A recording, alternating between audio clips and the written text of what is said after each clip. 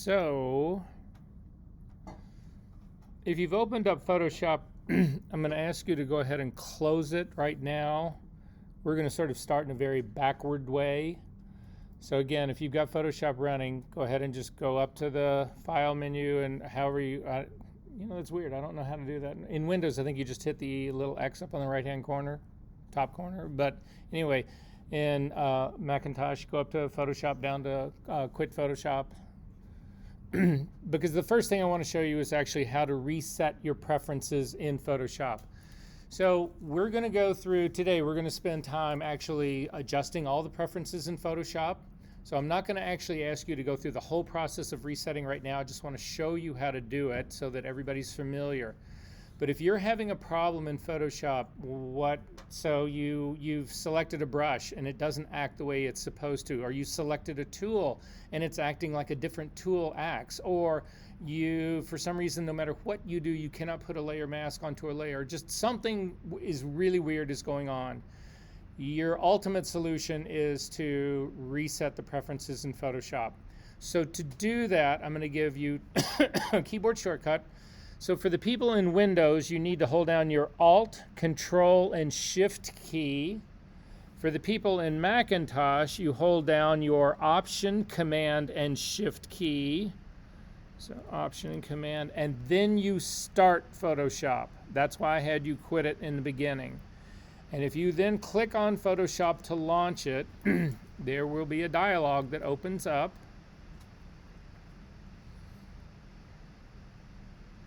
I hope.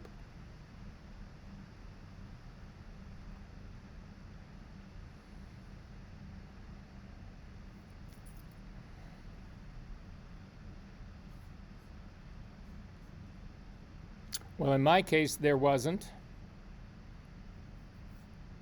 Again, probably something else that they have broken in Photoshop. Did anybody get a dialog box that popped up and said, do you want to reset your preferences? What does it say?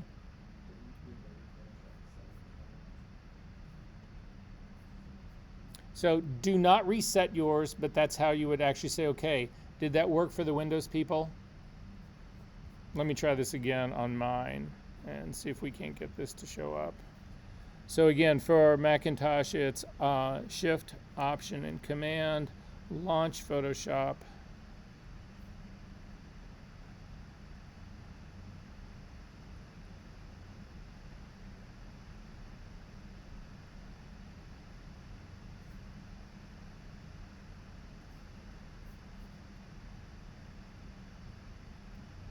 And here, delete Photoshop settings files.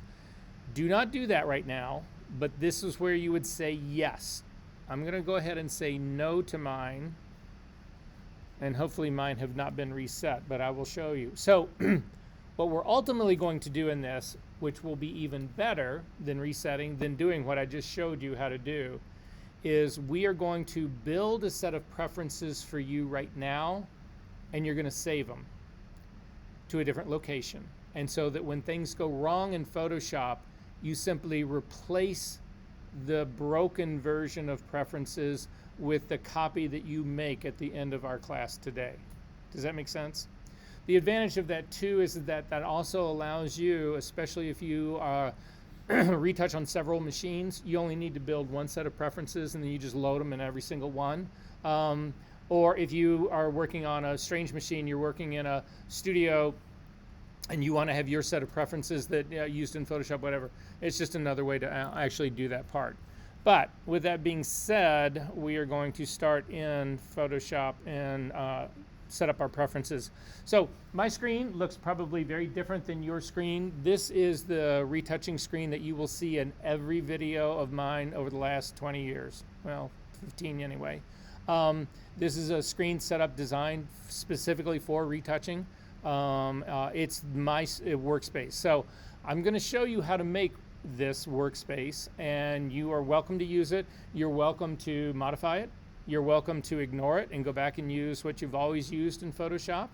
But this really brings to the forefront the things that you need and you want to be able to have access to, and specifically want to be able to see the whole time that you're actually working. There's a lot of advantages to this. You can ignore the way this looks right now. We're going to set up preferences first, and then we will build this workspace for you. And then, like I say, you can go on from there. So to get to the preferences, unfortunately in the Macintosh world, they're scattered a little bit all over the place. But you start with the Photoshop menu at the very top, and you come down to Settings, and then over to General. For the people who are on Windows, I think you go to the Edit menu, and it's down at the very bottom, and it's called either Photoshop Preferences or Settings. What's it called? Could be.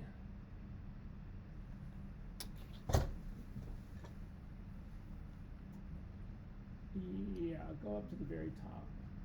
We need just preferences for you. Yeah, let me see this again. Just it over. Go all the way up.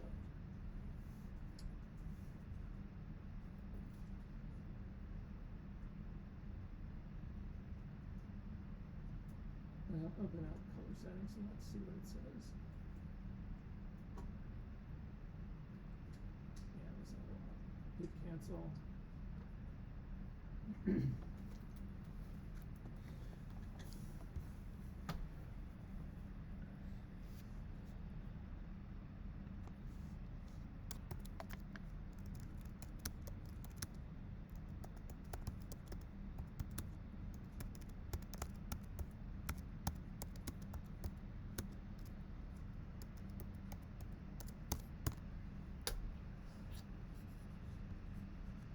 In Windows, you click on the Edit menu at the top of your screen and choose Preferences. It looks like it's up near the very top.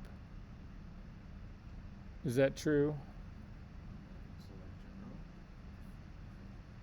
Yeah, then once you get to Preferences, select General. That's exactly what you're looking for. Okay, this is what mine looks like right here. We're going to start. There's a couple of things I'm going to suggest to you, a couple of things not. I'm going to blow through this pretty quickly. Again, everything that I throw out to you guys right now are suggestions. If you disagree with my logic behind this, then don't do it. It's that simple. So if you're used to working one way and you want to keep going down that road, go down that road. So I'm just going to tell you how I would suggest doing this, and then we'll go from there. So in the General tab, so if you take a look at the tabs on the left-hand side, this will be the whole series that we will go through. Some of the stuff we can blow through pretty fast, other parts not so much. But the very first one that we're going to start with here is the auto show the home screen. I'm going to uncheck that because I don't like every time I start Photoshop that Adobe tries to sell me shit. I hate that screen, so I uncheck it. It's like, really? This use legacy new document interface. I prefer the old version. The newer version isn't anywhere near as detailed as the older version is. So again, if you really like when you hit Command N in Photoshop and it brings up a blank new thing for you to be working on, for you to build essentially a blank file, you want to stay with the new one, go ahead. But for me, one of the things I love about the old one is that if I put anything on a clipboard and go to the old new version, I actually have an option to build a file that is exactly the same dimensions and bit depth and color space as what's on my clipboard. It can save you an enormous amount of time. So anyway, I checked that one. The use legacy free transform, you definitely need to check that. When we get into doing compositing later on, we actually scale in perspective. So if you think about it, if you've got a figure that's sitting in your image at a certain size and you want to push them further back in your scene, they need to get smaller as they move away from the camera to make sense. Scale is what determines the distance from the camera. So for us, we need to be able to scale in perspective, and if you don't have this older version of Transform, the legacy version, it will not work. So you definitely need to check that one. Beep when done, I like this. It just means that if you're running a filter on some giant ass file and it's finished, it'll beep at you so you can take a nap. Export clipboard. This is one of the stupidest things that there was ever made by Photoshop, because what it means, nobody exports anything by a clipboard out of Photoshop. The stuff is just too big. People save files, people export files, they do that, but nobody copies a half a gigabyte file onto the clipboard and then tries to put it into Word or something like that. Nobody does this. The problem is that when you put that half a gigabyte clipboard on that clipboard, whatever, that robs Photoshop of a huge chunk of memory that it can use. It slows Photoshop down. Depending on what else you have open, it can cripple Photoshop, and it can ultimately lead to crashes in Photoshop. Speaking of this, while we're on it, I'll get to it in just a second. How many people in this room actually have a browser open right now? I do.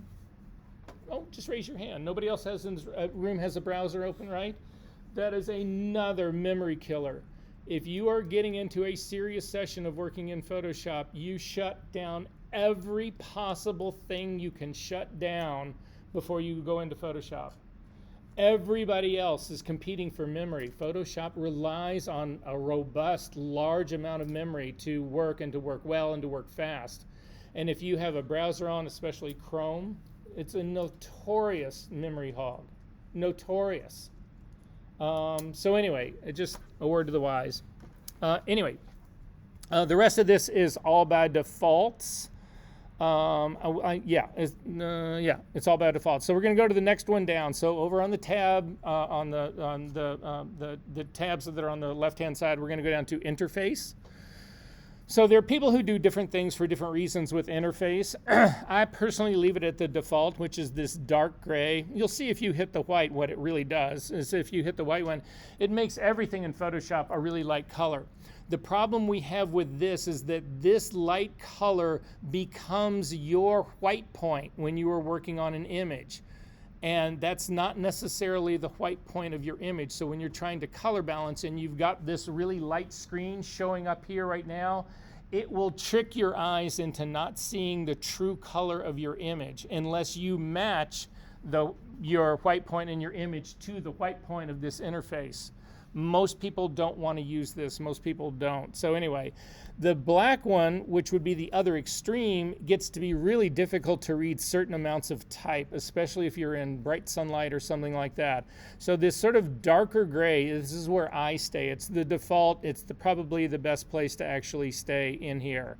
The rest of this stuff, I'm going to leave it its default. All of that. We're good to go. So the next tab down is the workspace. In the workspace, there's two things that I uncheck. The first one is this open documents as tabs. So when you open multiple files in Photoshop, they all open as tabs, and you have tab behavior everywhere. You have tab behavior in browsers. So it's just, if you have two images open, you'll be able to see one image, and then the other one is just represented by a tab. I don't like that, especially when I am doing really complex compositing and I've got 4 or 5 images open and I'm trying to drag from one image to another image to that kind of stuff. I don't remember what the tab names are. I don't remember file names like that. I just don't work that way. I know that I can copy something from this photo and drag it onto that photo because I can see the photo that I'm actually dragging it to. So that's why I uncheck this behavior. The one that's right under it, enable floating document when window docking, is the same thing. It means is that if you already have two windows that are two images that are open, and they are not tabbed behavior, if you drag one up to the sort of like up towards the very top of your workspace, whatever, it then becomes a tab. So anyway, if you love tab behavior, keep it. It just is really frustrating for me to work, especially if you've got 4 or 5 files open at the same time. It's too complex. So anyway, for what that's worth. The next one down, tools. So I like to keep show tool tips on. If you are just beginning to learn stuff in Photoshop, you can actually add this show rich tool tips. It may be on by default, I don't know. What this is that it'll actually give you, so if you just do show tool tips, it just like when you go to the clone stamp tool, it'll just give you a little drop down and it'll say it's the clone stamp tool and it'll show you the keyboard shortcut to select it. But if you do show rich tooltips, then you hover over the clone stamp tool, you'll get a little pop out, and it'll either have a small little picture with a couple of instructions about it, or it can even now have a short video that explains how you use the tool. So if you're not really comfortable yet with a lot of the tools, this is a good thing to possibly check to have on, so that you can, get a quick refresher about, oh yeah, when I use the clone stamp tool, I have to set the source point, and I use that using the option key. So it's just something to keep in mind. If you're really pretty well versed in Photoshop right now, I don't turn this on because I find it really annoying. I hate it when those little things pop out. Half the time they cover shit that I'm trying to see, and so anyway, I turn that one off. That's me. The rest is all by default. Default. And the rest we don't need to worry about. And the next one down, history and content credentials. So this is coming up new in terms of this content credentials. It doesn't really matter to us right now until we get involved into AI, which happens like week 9 or something like that. What these credentials are is it embeds the fact that you are the author of artificially generated imagery. And so one of the big debates about AI and the use of AI is responsibility, accountability, it's all of that kind of stuff. This is Adobe's effort to actually try to address that part. Right now you can leave all of that part off, but the history part up at the very top matters. So if you click on the history log, it'll actually turn on. And you can see that when it turns on that you can save your history as metadata, as a text file, or both. So saving it as metadata, what the history will do, and it's basically what you're doing in Photoshop. So you go in, you open a file, you close the file. That's the least amount of detailed history you can have. You can see there's a drop-down menu here. If you go up to sessions only, which I think is what is on by default when you turn this thing on. When you turn this on, what it'll do is it'll create a log of every time you open the file and every time you close it, but that's the only information it keeps. And it timestamps it. So Verser opened this file at 2:25 and he closed it at 2:26. That's the only thing that gets logged in. If you click on metadata, it actually puts that in the metadata of your image so that you can go back and you look at your image a year from now. If you've opened and closed it 30 times, there'll be 30 entries of when you opened and closed it in the metadata. I don't find that really useful. I also don't find this sessions only very useful either. So if you come down to text file, I think this is a much better thing, a better way of doing it. And then take your drop-down menu. If you go from sessions only to concise, what concise does is that not only will log when your session is open and closed, but it'll log every tool or everything that you really do in Photoshop. So if you make a layer, it will log the layer. If you grab a brush, it will actually log that you grabbed the brush. What it will not do is it will not say every single brush stroke that you did. So let's say that you go in and you put a blank file on top of an image file that you're working on. You grab a black paintbrush and you start to paint across, and you like the way it looks, and then you add a little bit more paint across whatever. Those brush strokes are not recorded in your history log unless you go down to detailed. In detailed, this records and timestamps every gesture that you make in Photoshop, every single one. And you're saying to yourself, well, why on earth would anybody want to do that, right? And the reason that you want to consider this, especially if you are thinking about being a professional retoucher, is this is a track of the work that you did. So when you go to the client who promised that they were going to pay you $2,000 to retouch that picture, and they look at it and they say, well, yeah, you did everything I wanted, but I don't really think that work is worth it. I don't think it's worth $2,000. I'm going to give you $1,000. Get out. Then you print out this log that you just did, and I can promise you it'll be bigger than this. It's like a phone book. And you print the entire thing out, and you walk in and you go, that's what I did, fucker. Give me my money. They look at it, nobody questions it once that happens, because it's every stroke, everything that you have done. Again, another thing you don't want to really put in your metadata because your file doesn't make it really enormous. It's just a little overwhelming if somebody goes in to read it. But at any rate, I am not going to keep a history log, but if you get into professional retouching, what you will do is you will not only do text file, but when you click on this choose, you will name that file after what you are naming all of your images, so that the text file that is the history record has the exact same name as the image file that you're actually working on. And we didn't talk about file naming, but I will get back to that. So anyway, at the time being, I'm going to turn this off. The next one down in file handling, you can pretty much leave this at its defaults. If you get into Photoshop and it's asking you every single time you want to save a file, if you want to save a layered file or a large file or whatever, then you can actually say in your this ask before saving layered TIFF file, you can uncheck this. I'm going to leave mine on because I don't ever make TIFF files. But what really matters in this box, and that is not on by default, is this. Automatic save recovery information every, and in your drop-down menu, put 10 minutes. What happens here is that if your Photoshop crashes, or your computer crashes, your battery runs out, you hit the dreaded scratch disk is full dialog box. Whatever. If you haven't saved a file in the last 5 hours, you're going to lose all that 5 hours of work. This will stop that from happening. You won't lose anything more than 10 minutes of your work. Definitely want that checked and turned on. In the camera raw preferences, in this one, that's why this was actually set up in here. In this part right here, we are going to look at the camera raw preferences because they're more, they're deeper. Deeper set than this guy right here.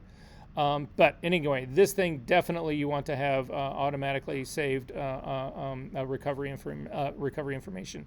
In terms of your export, this is only for the quick export dialog box. I don't use the quick export a lot.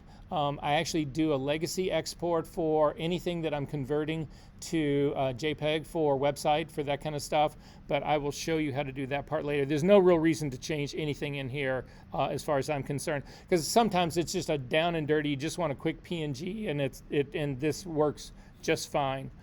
Performance, this thing changes a little bit now. So for those of you who are more experienced in Photoshop, have you ever been in a place like Liquify? It shows up in Liquify quite a bit, where all of a sudden your image looks like a checkerboard, and so whole squares will start to be missing. Like they're just parts of your image that are just like gone. I mean, they're not actually gone, but you can't see them. The culprit in that is this use graphic processor in this dialog box right here. Now, using your graphics processor for Photoshop is really important. Your typical processor inside of your computer that runs everything is a generalist. Your graphics processor, the thing that actually puts stuff on your monitor, was designed specifically to work with graphics. Years ago, Photoshop realized that, and it started to harness that power because those processors, those graphic processors, are infinitely better and faster than just the processor that's in your computer that's running everybody. So, but if you start to get those anomalies, it's because there's something wrong with the graphics processor and the version of Photoshop you're in. You come to this dialog box and you uncheck this Use Graphics Processor. Your Photoshop will slow down, but at least the work will get done. Make sense? If you're not getting that part, you want to leave this thing on. And for me, I don't do a ton of liquefying work, and it doesn't happen every single file I do it on. Sometimes it happens, sometimes it doesn't, but this again is something to keep in mind. And you might want to be taking a few notes while we're having this conversation, just a thought. Okay, the memory states, the history states, all of this is that in your history panel, it's the last 50 things that you did. So if you do 51 things, the first thing that you do will be lost because it only will remember 50. So it will always add the newest movement, whatever action, whatever you do in Photoshop, it'll always add the newest one to your history palette, but it'll also get rid of the oldest one once you hit 50.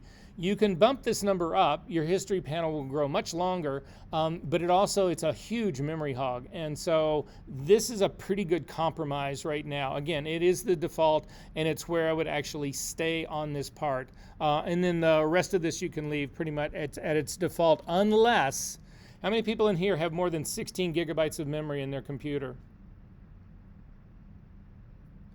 If you have more, you can actually bump this percentage of what Photoshop is using up. You can't crank it all the way up to 100%. So what this is that how much RAM in your computer are you letting Photoshop use? And again, that's where Photoshop does all of its work, is in RAM. It's this electronic memory. And so the more you give it, the larger the files you can work with, the faster things will work, just more room.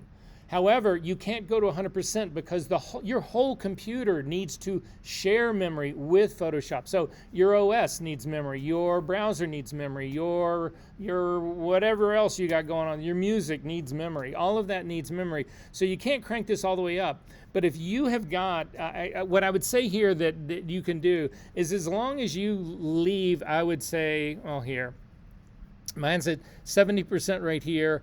I have the option here to use 12,000. I would say if you live, if you can get up into an 80%, maybe an 85%. I don't think I would push it any harder than that. If you've got 32 gigabytes of memory, you can easily go up to 85, 90%. So, all right. Next thing down, image processing. So in image processing here, this is the only thing that I would change in here as a possibility. So again, some of you who have been working in Photoshop for a while now, well, let me ask, how many of you know about select subject? It's a button that you click on and it tries to select your subject. So there are two kinds of AI that exist in Adobe. There are two kinds of AI that exist all over the world. There is local, which basically means you don't need to be connected to the internet. And Photoshop has got some of it built in. Select subject is one of them. So you click on the select subject button and it tries to select what it thinks is the subject in your image. And it's, again, Photoshop is analyzing your image and trying to figure that out, right? So that's one version of it. If you're connected to the internet, you can actually use another version, what they would call more the generative version of it all. And what happens in that is that if you have the cloud version of it selected, Photoshop sends your image to Adobe servers, where the images are then analyzed and the select subject is created on their big ass server farm, and then they send that selection back down to you. Now you would think that means, well, that would always be the better version, right? I'm sending this to Adobe. Adobe's doing this for me. I'm not just counting on what happens local in the software. That is not always the case. Sometimes one will work great and the other one won't, and vice versa. It'll flip back and forth. However, you have the option when you're going to select subject to pick whether you want it to be local or whether you want it to be in the cloud. The default is what we're setting here. What is normally on by default? For me, I have better success with the cloud version doing it than I do with the device version, even though the device is quicker. So again, it doesn't matter which of these you pick, it's just that this is going to be the first option that you get. So if you don't go in, if you just hit select subject, if I just hit it, it's going to go to the cloud. If I click on the drop-down menu and say, I want you to do this locally, then I can get local as well. The default is to have this do local, and I don't actually think that makes a lot of sense. Again, I have better luck with this working in the cloud version. But anyway, this is where you actually change that part. The rest of this you can leave as it is. Scratch disks. How many people have gotten that dreaded scratch disk is full and you're fucked? Okay. I'm going to talk as loud as I can, but you're not really going to hear that because I've got to go back onto this whiteboard. So you're not going to hear a lot of this in the video, but I'm going to keep enough of the video going. But anyway, you need to pay attention to this.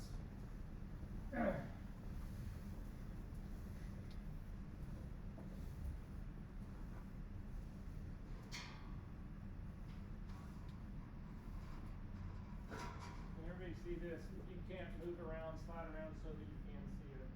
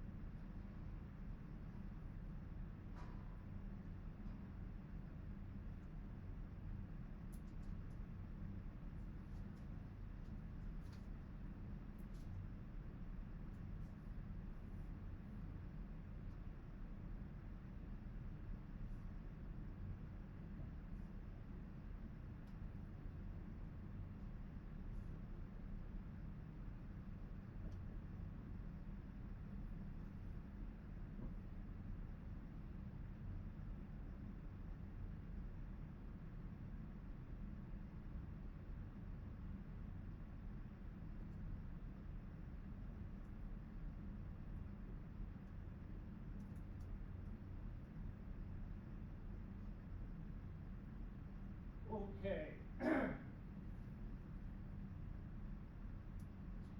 So this is my computer. This is RAM. RAM are just little chips that are in your computer. And the way Photoshop works, the way this whole system works is that you've got data that's on your hard drive that represents your image. And data is just a series of numbers. That's all it is. When you want to change that, you open the file in Photoshop. And so what happens is the data, I'm going to do a 1 gigabyte image right here. My 1 gigabyte of image right here is read into this RAM, and I can see it on my screen. And then when you make a change in Photoshop, it just changes the numbers in RAM. And then if you're happy with that, then you just save it right back to your hard drive, and that's it. That's how simple it all is. It's really pretty cut and dry, right? Does that make sense to everybody? What's going on here? Who did I lose? Okay. So, but you can see you have a limited amount of RAM. I'm going to just say we have 4 gigabytes of RAM here. Again, it's just the number doesn't really matter. It's just the process. But you remember, we have 50 history states. So what happens is that the image comes in. So I open up an image in Photoshop, and each one of these is a gigabyte. So this is 1 gigabyte, 2 gigabyte, 3 gigabytes, 4 gigabytes of RAM. That's all that there is right here. So the image comes in, and it actually occupies my. Here, I'm going to make these a little bit bigger so you can see these.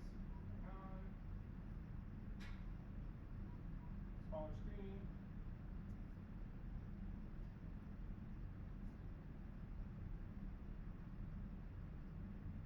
So my first image comes in, and it's right here, and I can see it. But then I make a change. I put an adjustment layer on there, a curve. What ends up happening in history is that this first state gets written down to the second version, and the second state is here. Does that make sense? So this is my file when I opened it. This is what my file looks like now that I put an adjustment layer on it. Does that make sense, everyone? Okay, I'll make another change. Everybody goes down. So 1 here, 2 here, 3 here. I added a layer, and I filled it with green. So this was my file when I opened it. This is when I put the adjustment layer on it.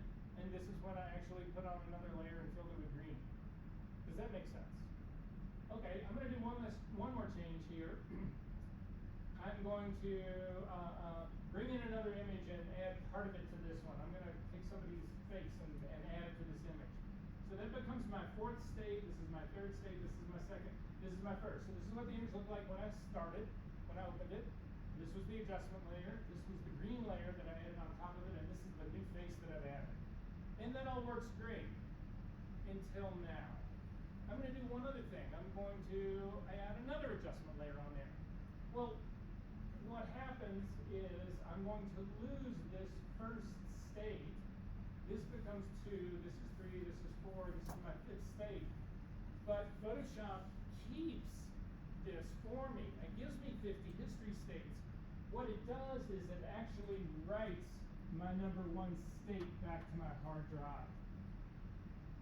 And it writes it to this invisible partition on your hard drive called a scratch disk. So then I do another thing. So now it's my sixth state here. 6, 5, 4, 3, 2 has been written here. So now I've got 1 and 2 here. And this scratch disk just continues to grow. And it will continue. There's no limit on it. Does that make sense, everybody? So this is what's happening.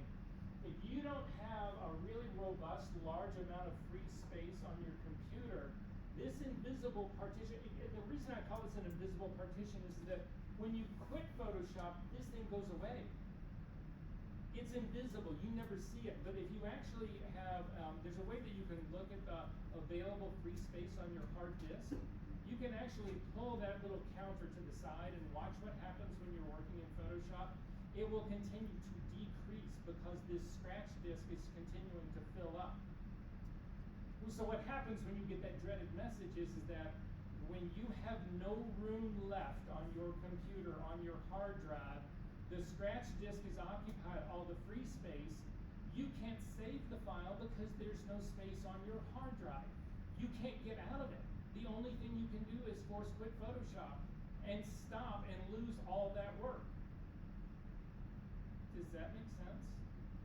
So the size of your scratch disk matters, and which one you're using as your scratch disk also matters.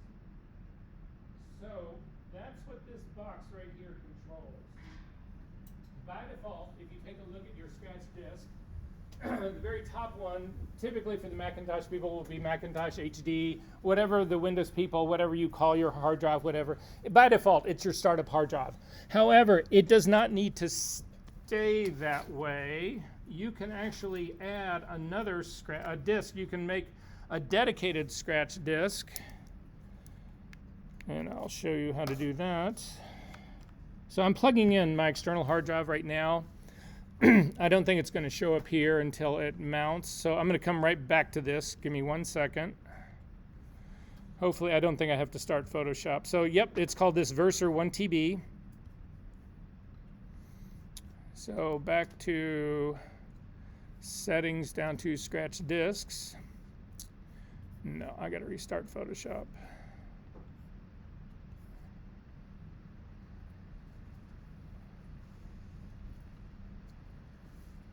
The whole preference dialog, and this is actually a good time to possibly mention this. The preferences in Photoshop, nothing changes until you do a restart. So if you change the amount of RAM you want to allow it to use, it won't happen until you do a restart. If we change how we want our scratch disk order to be, or have a dedicated scratch disk outside, it will not take effect until you do a restart of Photoshop. You don't have to restart your whole system, but you do have to restart Photoshop.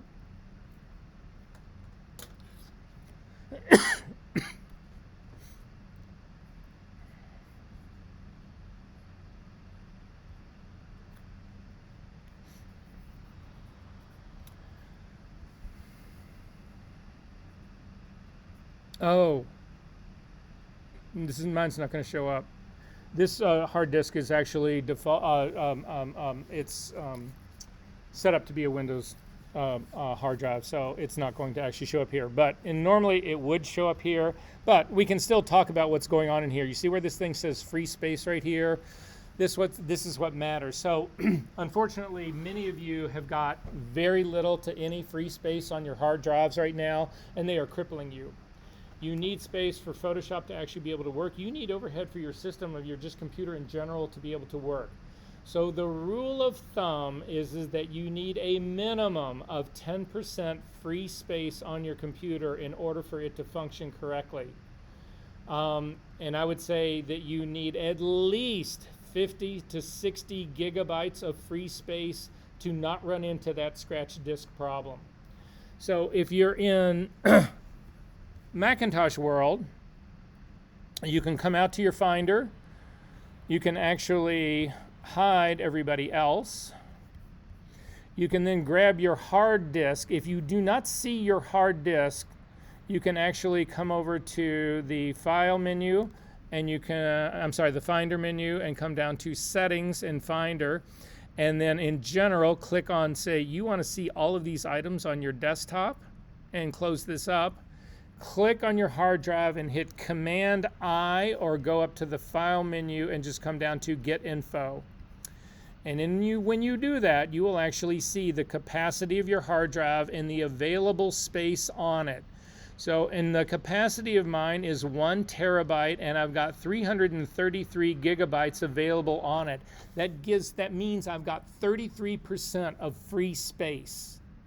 Now, if you don't do it that way, you can also just come up to the Apple menu, click and come down to About This Mac, click on More Info, and then close that up again because that's not giving me what I want. Try system. I just upgraded my OS, by the way, so how many of you guys are on the latest greatest? So how much is Apple paying you or Windows paying you to be a beta tester?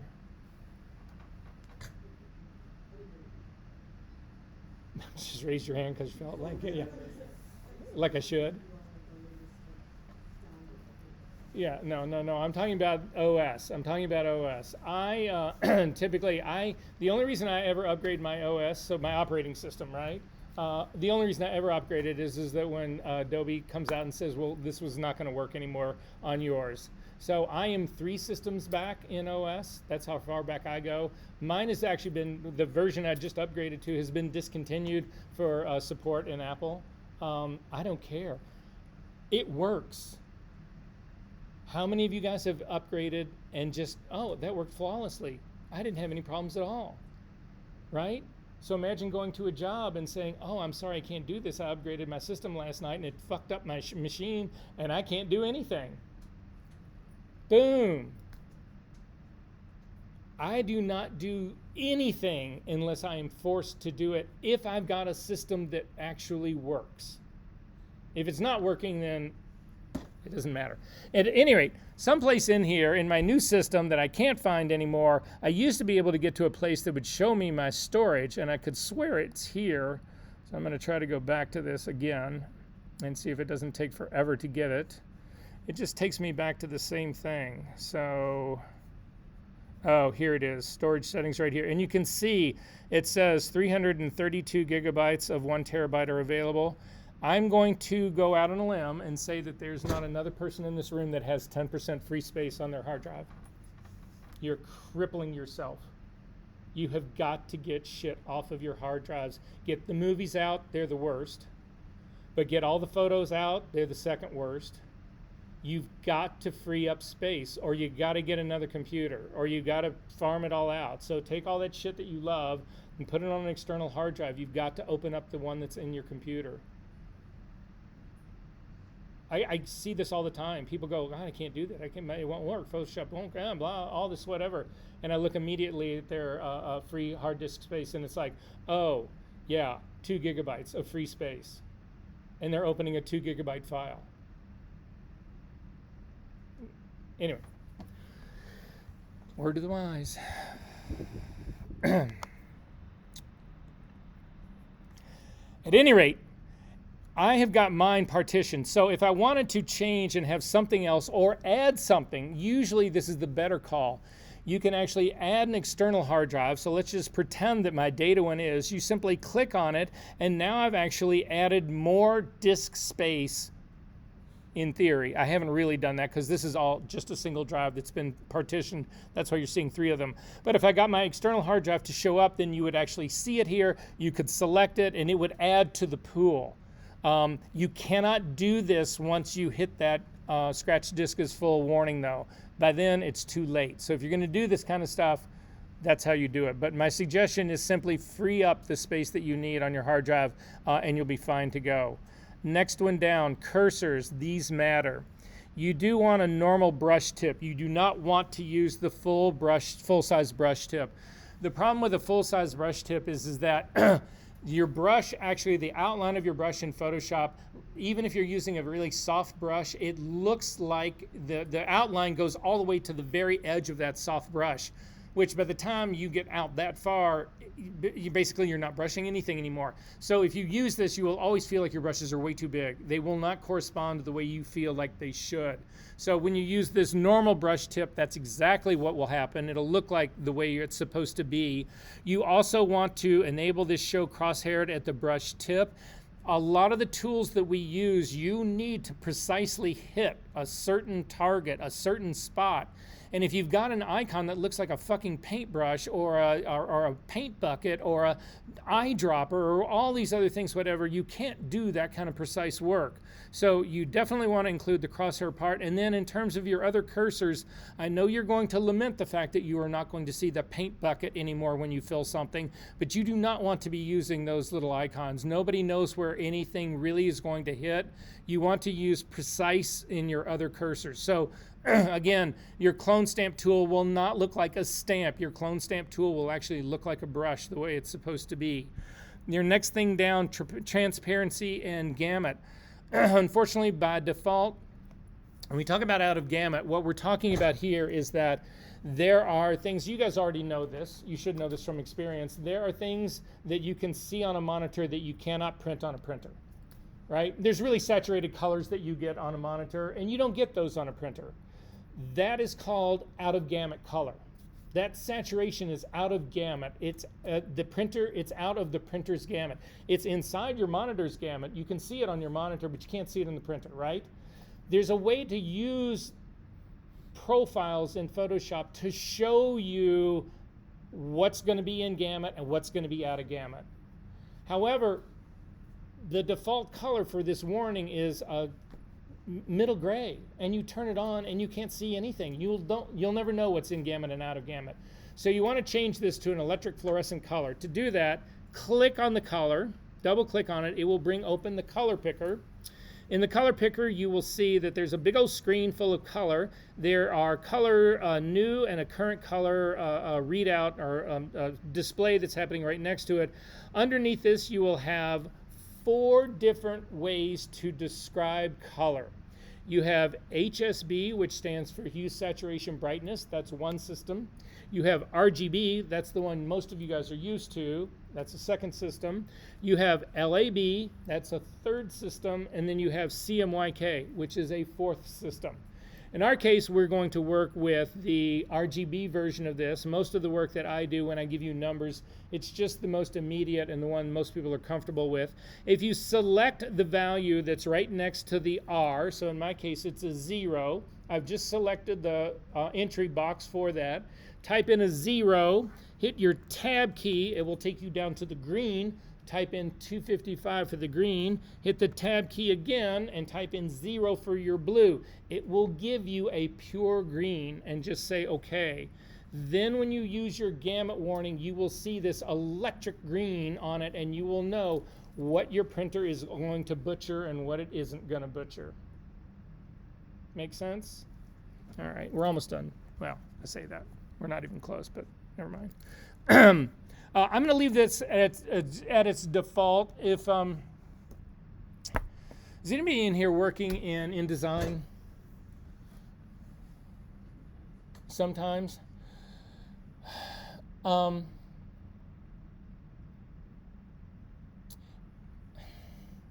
This is an old series of numbers that, so for instance, this screen resolution right here is 72 pixels per inch. There hasn't been a screen that is 72 inches pixels per square inch since 1984. The ones that you've got, your screens right now here, these are all 133 to some of them are 233. I mean, really high res stuff. This is meaningless anymore.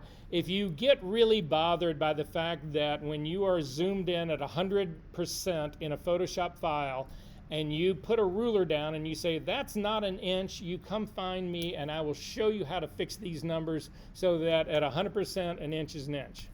Other than that, it does not matter. You won't notice anything. There's nothing different about your file. It's just about appearance. Then grids and guides we can leave alone. Plugins, we can leave these alone as well. Enhanced controls. This one I actually do enable. I don't know if your touch bar part is enabled. Check. I'm going to go ahead and put this on. And then technology previews. So in this case, What they do here is that a lot of stuff that Adobe is trying in beta, they will put here as an option for you to use it or not. So if you're trying to use the latest, greatest, oh, you heard that the remove tool now has got some bell, that whistle added to it, whatever, you may have to come in here and actually enable it. So in our case right now, there's nothing that you need to change in here in terms of where we're at. And then simply say, okay. So that was a lot of work to get through this part. We're not done. So don't ask me why, but in the Apple world right now, to do your color settings, and it happens in Windows as well, it's going to be at the bottom of your edit menu. So come all the way down. You are looking for, so both Windows and Mac, color settings is at the bottom of your edit menu. Open up color settings and tell me what you see for your RGB color space. Exactly, which is so completely wrong. This is how you fuck up your files, because this is how it actually ships. I'm going to set mine to how Photoshop actually ships theirs. So it's North American General Purpose 2. This is how they ship it. They ship it with sRGB, which is a very small color space, much smaller than your camera and much smaller than a lot of monitors. But it says every file that you open in Photoshop, we're going to open it in that little small ass space. And the minute you save that file, it's embedded. So then you would think, well, oh God, that's really problematic. I've got all these files. I've been working for years in Adobe RGB or ProPhoto RGB. If I bring that into Photoshop, well, it'll still be okay. No, it not only won't be okay, it will be converted. And then see all these color managed warnings down here. You're not going to get told that it's changing your color space and it's taking a big old Adobe RGB color space and crushing it to this little sRGB space. It's not going to tell you it does that. It's not going to warn you about it. And then when you save your file, it's going to embed that small ass tiny space. And all the work that you have done is now worthless unless you're going to print only. Horrible. This is how it ships by default. You want to change yours from North American General Purpose down to North American Pre-Press. Could they get two names closer to one another? Right? Because what this does is that sets Adobe RGB as your color space. It sets US swap coded V version 2 whatever, which is pretty much the standard offset press for your CMYK. But it also says that it's going to preserve your profiles no matter what you're in, but also if there is any mismatch that's happening, if you open a file that is not set up to be in this Adobe RGB space, it's going to warn you and it's going to say, this is a completely different thing. What do you want to do? And you get to make the choice, instead of it just happening behind the scenes and you having no idea it's happened. This is one of the worst things that happens in Photoshop, and one of the worst things, why you guys were never taught about this to get this out in Photo Practice 3 is beyond me. This should be the first, if the only thing you got out of Photo Practice 3 was this should be the #1 item. So then there are people who say, well, I work in ProPhoto RGB. How many people do? Why? Exactly. So many problems with that. One of the biggest is that, do you bring your images from Lightroom into Photoshop? Yeah. Your preferences in Lightroom are set up incorrectly. They are set up to do exactly that by default. So talk about one hand not having any idea what the other hand is doing. Lightroom says, okay, I'm going to send a ProPhoto RGB space, which is a gigantic color space. We'll talk about color spaces in just a little bit. It's a gigantic color space, and I'm going to send it to Photoshop, but Photoshop has been set up to crush that gigantic, well, not really crush it, to basically core just the center of it out and throw the rest of it away. And it's the same fucking company. Yeah. Anyway, this will have it set up correctly for you now, and you'll click and you'll say OK to actually save that part. So we've done this part. I'm going to go ahead and we're going to take another quick break. We're going to build a custom workspace for this, and then we're going to save all of this work to your desktop or to your hard drive or to someplace else, so that when all of this shit hits the fan, all you need to do is go in and take that virgin copy of this preference set that we created, drop it right back in the same spot, and you will be off to the races. And believe me, if you've got a creative who's sitting, riding your ass and hanging on your shoulder and saying, well, why isn't this working, or why isn't that happening right now, whatever, and you're panicked and you're trying to reset Photoshop, and then you've got to go in and redo all of this while they're screaming at you, or you just bring out your little safety backup hard drive and you just plug that set of preferences in where it belongs in the OS, and then you're good to go. All right, so I've got 303, hard 10. I'll see you at 313. Questions about any of this?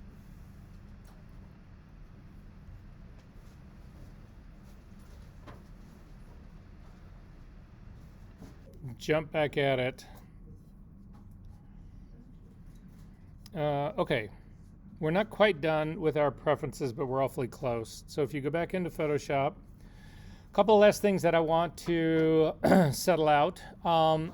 Again, if you come up to your preferences and you come down to or settings, they now call it, in that flyout menu, you should have a camera raw option at the very bottom. I need everyone to go to camera raw preferences right now.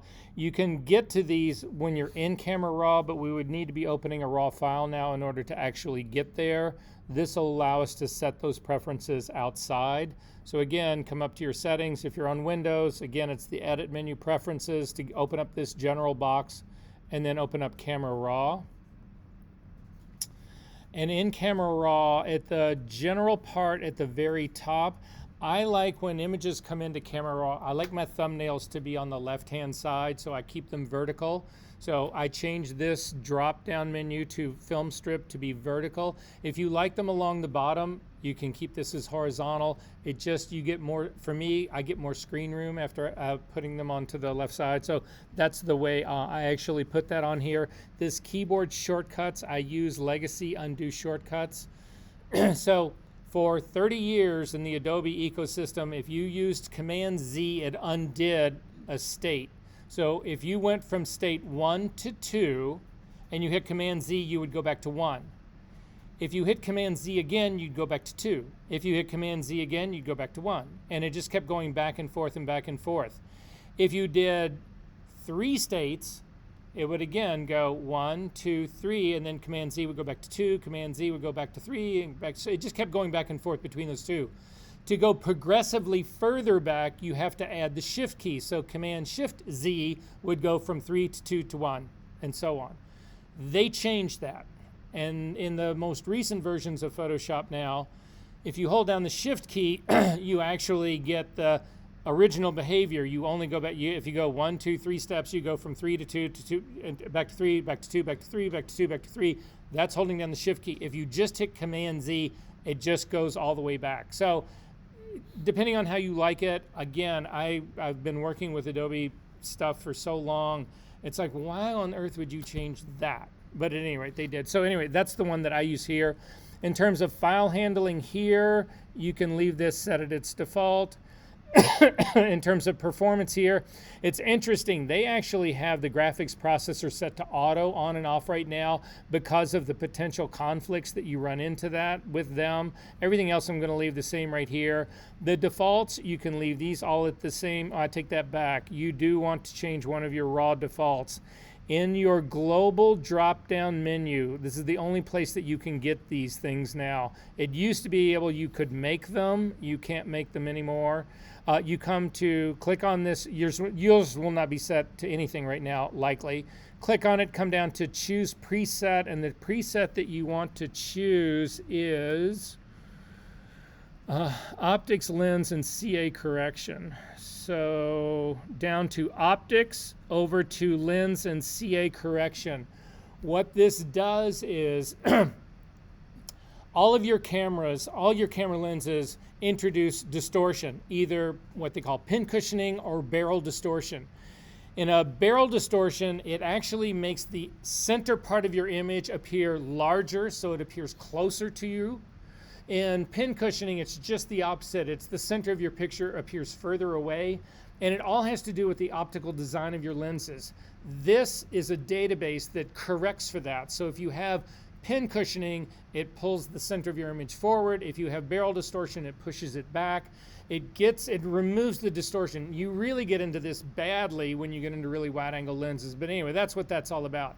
The CA part of this is chromatic aberration. And what happens in chromatic aberration, especially in digital, is that different colors of light do not focus at the same distance. So in most cases, if you think about light coming through a lens and hitting your sensor, you have red, green, and blue light.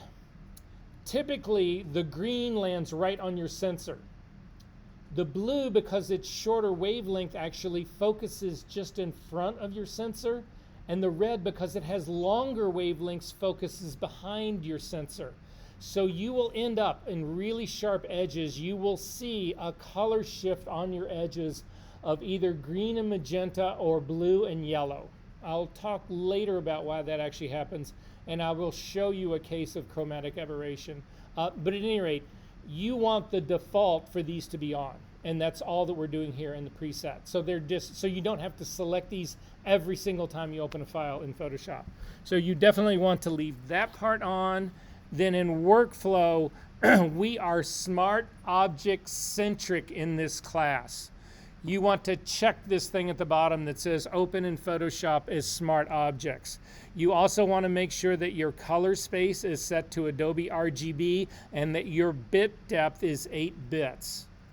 This is the standard that we work in this class, and there's no compelling reason yet to be working beyond this. We'll talk about, if we have enough time in the color theory part of this, I can show you exactly what I'm talking about and why. But nonetheless, make sure that you do not have output sharpening on at all. There's no reason that you would want to sharpen at this stage of the game because you have no idea what your output's going to be. If you're outputting to an inkjet printer, it's completely different than if you're going to output to a screen for web. If you're going to output a billboard of your image, a completely different sharpening. So why on earth would you bury that sharpening into the image just as you're beginning to work on it? And then again, they have technology previews here. It's for that very same reason. It's all these new AI features. If you want them to be available in the settings panel in Camera Raw, you can turn this on right now. But for me, these are previews. This is all beta. So I'm not a really big believer in being a beta tester for anybody. Anyway, I'm going to go ahead and say okay to that. And finally, one last thing. Up to the edit menu again and down all the way to the bottom, you're going to go past color settings to toolbar. So in toolbar, you can configure your toolbar. This is your toolbar that's on the side. Yours may be different, or yours actually may be doubled. We'll get to how all of that is going to be laid out in just a second. But you can rearrange your toolbars. So for instance, if you know about the selection tool, this is the selection tool right here. So you'll see there's 1, 2, 3, 4 tools inside of that. I can't open it up with that open. So, but if I click on this, you can see these are the tools right here. So you can reorder all of this stuff. You can set it to, you can remove tools, you can add tools, you can move tools to different spaces. All of these, so let's say for instance, I'm never in the world ever going to use the single column marquee tool. I can pull it out here and it no longer is going to show up in that menu. If I want to bring it back, I can click on it and then just drag it back down and I can place it if I don't like the order. If you always said to yourself, I hate the way they do the quick selection tool. I never use the object selection tool. I want the quick selection tool to be my first item. You can just click and drag it up. So you can move all of this stuff around. If you are missing tools, you come to this menu item and you click on Restore Defaults, and this will take you back to the way Adobe actually shipped it. You can also build your own sets. So if you use one set of tools for processing files, but you use a different set for retouching, you can build your own sets here and save them. That seems like a lot of work to me, but anyway, that's what's going on here. So we've gotten through that. I'm going to show you one last thing. If you do, how many people in here are using Lightroom? Start your Lightroom right now. Because we might as well not have you fucking stuff up from the beginning.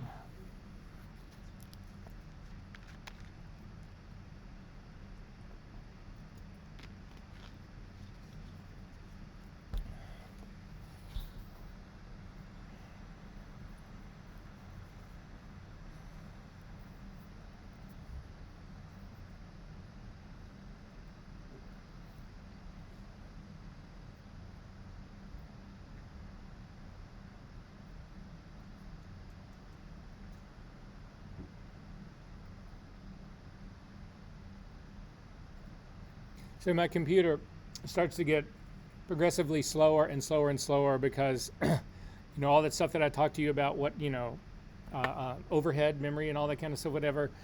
I am taxing the hell out of my computer right now because I've got OSB, which is the program that's actually recording the screen, which has got massive graphic overhead.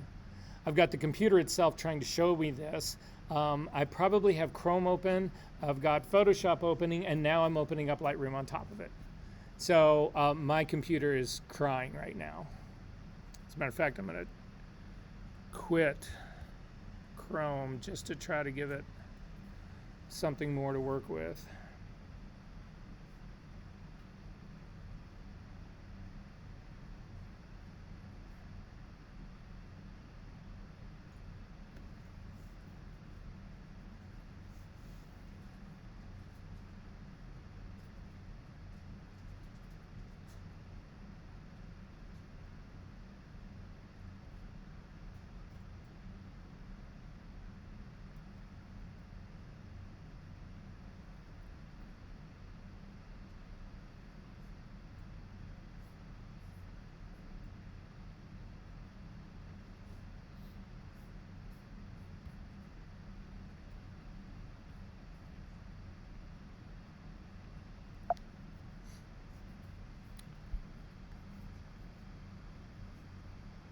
This is when you hope you didn't open your porn catalog.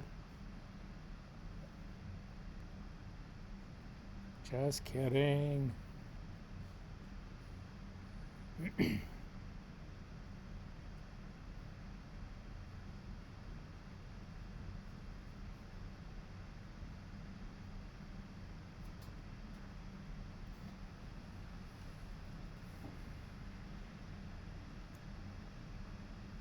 Okay, with Lightroom open, come up to your Lightroom Classic drop-down menu part. Again, I think in Windows preferences are always in the Edit panel. So if you're in Windows, you're going to go to the Edit panel instead. But I'm going to come down to Preferences. And in Preferences, you pick the External Editing tab. And the first version that you do, you can say what you want to edit this in. I have got 2 versions of Photoshop that are on my computer right now. So I'm going to pick the Adobe Photoshop 2025, the newest. In the file format, I'm going to say bring it in as a TIFF file. Again, there's no difference really in TIFF and PSD. They function exactly the same. They both handle layers. They both handle, they're interchangeable. Some people argue that you use TIFF because you can actually do some lossless compression. The truth of it is it's so minor, and with hard drives being as big as they are today, nobody uses it anyway. So, but either PSD or TIFF, it doesn't really matter. But in your color space, you definitely want to pick Adobe RGB here, and then for your bit depth, 8-bit. Now, again, a lot of people were told to pick, and it's the default, is to do ProPhoto RGB. If you're doing ProPhoto RGB, you can still do it, but you need to realize that Adobe ProPhoto RGB is such a gigantic color space that you cannot use 8 bits of information to describe it. You have to use 16-bit. If you use ProPhoto with 8-bit, the minute you do the first tonal correction in Photoshop, you will shatter your tonal range, and instead of your image looking like it's continuous tone, it will look like it'll get banding. It'll look like there's steps of color in it. And it's because you need so much more information to describe ProPhoto because it's so much bigger. The truth of the matter is that it's so big that you can actually, it has color that human eyes cannot see. There's no monitor that has ever been made that can show you ProPhoto RGB, so you can't see it. You can mathematically, though, push all of your color in your file out into that outer land that nobody can see. You can do that if you want. No real reason to.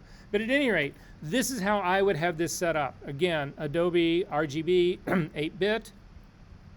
As a fallback, if you want to, you can set up your second edition, the second way you can go from Lightroom into ProPhoto. But again, if you want to do ProPhoto RGB in the second application, the additional editor, go ahead and make sure that you set that up as 16-bit. So this will be good here. And now The last thing that you do is that when you go into Photoshop, when you take a file from Lightroom into Photoshop, so Sage, when you start, do you do your preliminary developing in Lightroom and then take that into Photoshop? Okay, so if you do that, that's fine. It's a perfect way of working. But if you do that, you have to come up to Photo, down to Edit In, not into this Photoshop. If you do this, it will bake your developments that are in Lightroom into a rasterized image in Photoshop. We don't want that. We want the raw data in Photoshop so that we can then continue to work with it. To do that, you have to come down to this Open as Smart Object in Photoshop. And then you will have access to the raw data. All of your developed settings will come with it. So when you open it up in Camera Raw and Photoshop, everything that you did in Lightroom will be there. But it's not a baked file. Does that make sense, everyone? So that's basically what I have to say about Lightroom.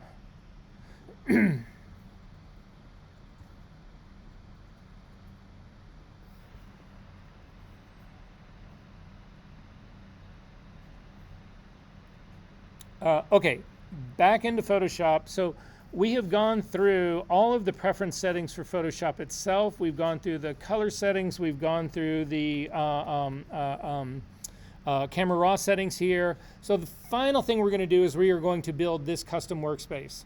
So again, what I can say to you is that I've been doing this for quite some time. I think, I can't swear that it's 100%, but it's damn close.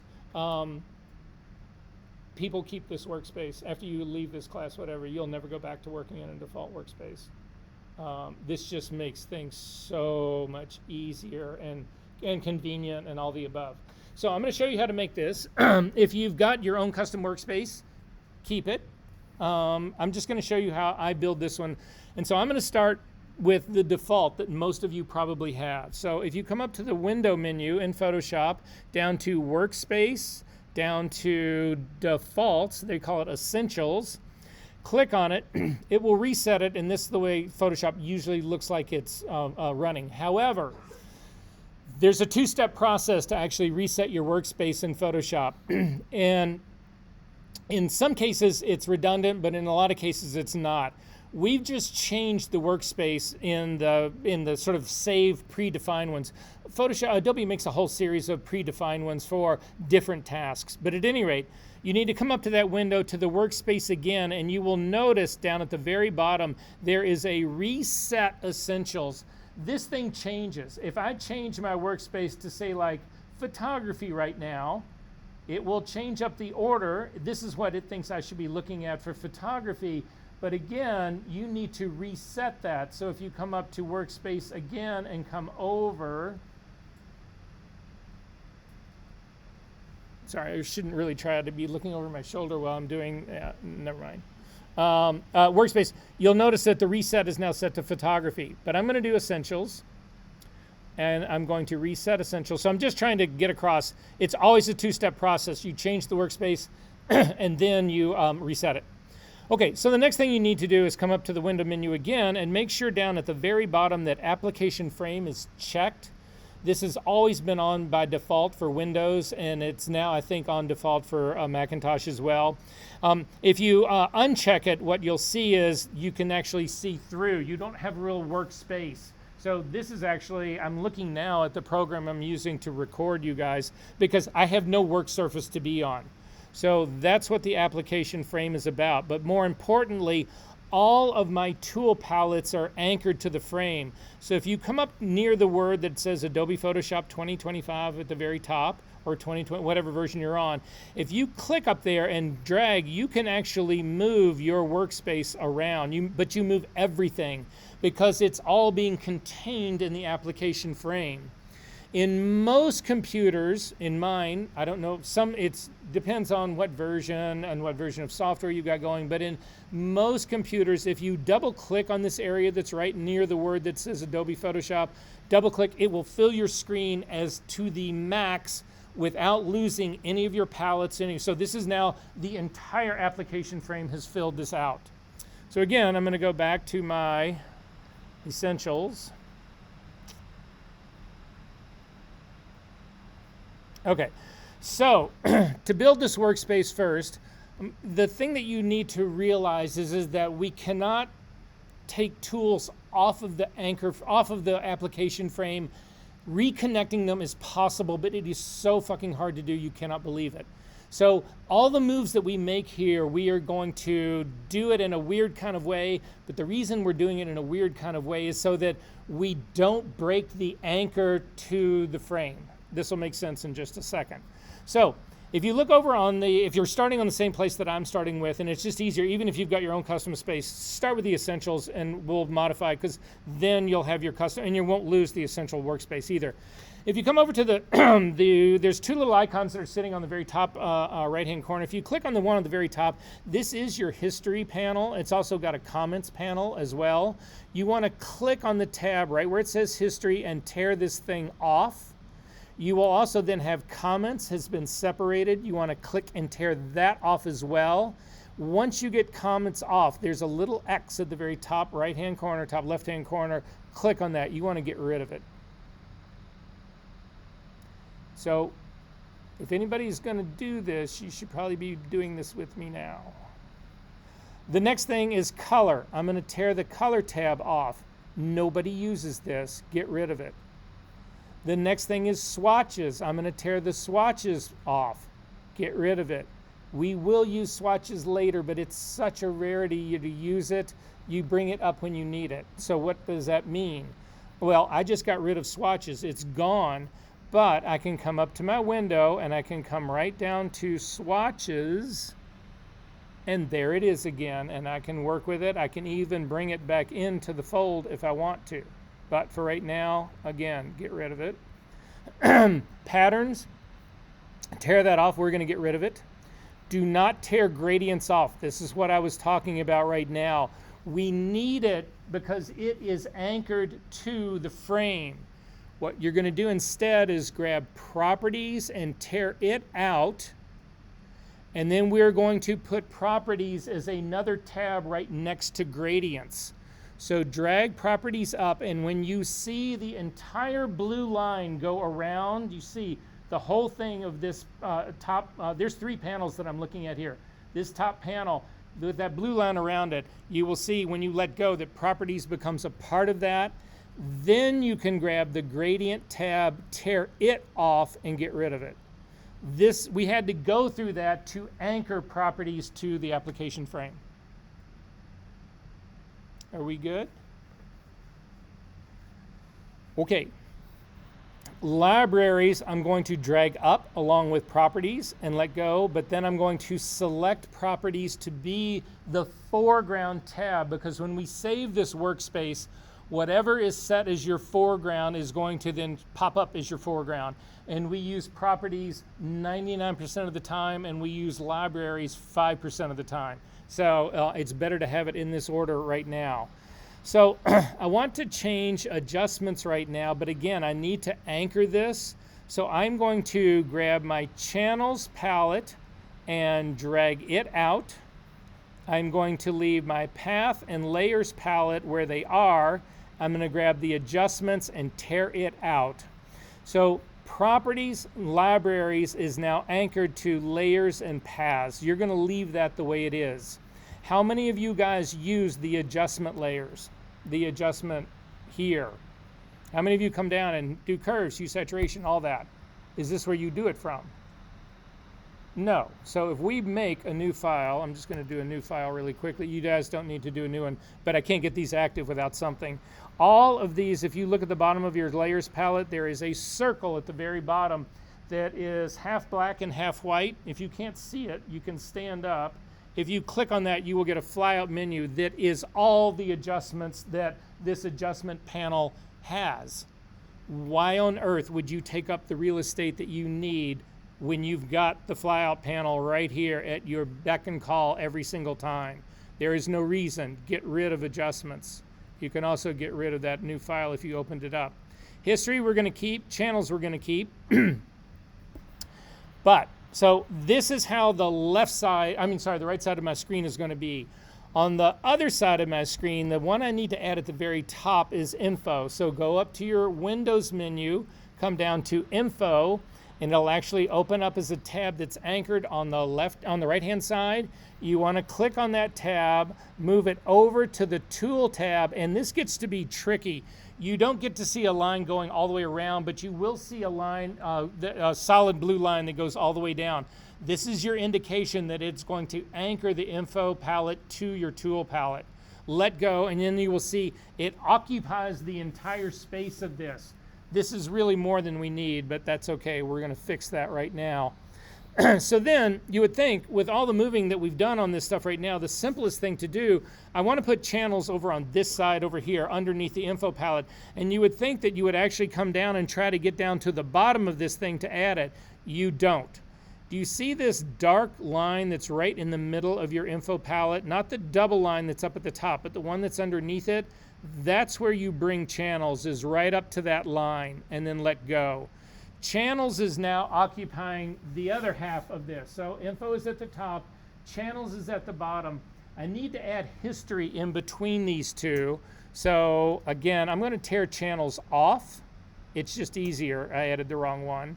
Come and grab history and put history right underneath that line. Then history now occupies the entire bottom half of that space. Now you can grab channels, and this one you do bring down at the bottom. And so when you get down at the very bottom, you will see another blue line and let go, and you now have got info, history, channels. Now, history is a really big space, and channels is a small one. So if you hover right over where the channels palette is touching the bottom of the history, your cursor will turn into a double-headed arrow. You click and drag up so that now you've gotten, it's a little bit more even. You can do the same thing on the other side with your properties, because the truth of it is you'll see a lot in your properties. You need more space for your layers, so I'm going to click and I'm going to pull it slightly up as well. So this is the beginning of how I would lay this out. There's one more thing that we need to add, one more tab we need to add, and that is the Actions tab.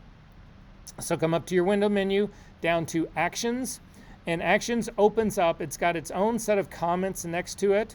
Click and pull the comments section out and get rid of it, and then grab your Actions tab and pull it over to the History panel.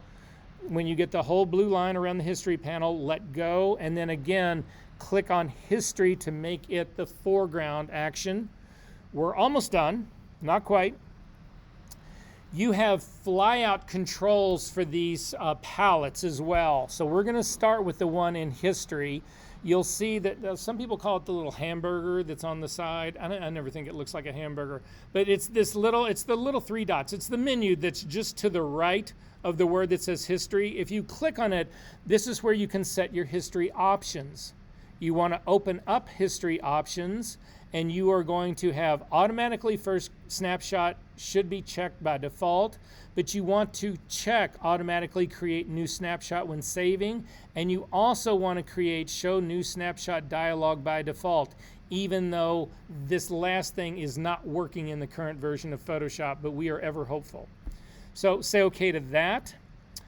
Then come down to your channels palette, click on the little menu to the right of the channels tab, come down to these panel options, and in this case you want to select the radio button by the largest of the thumbnails.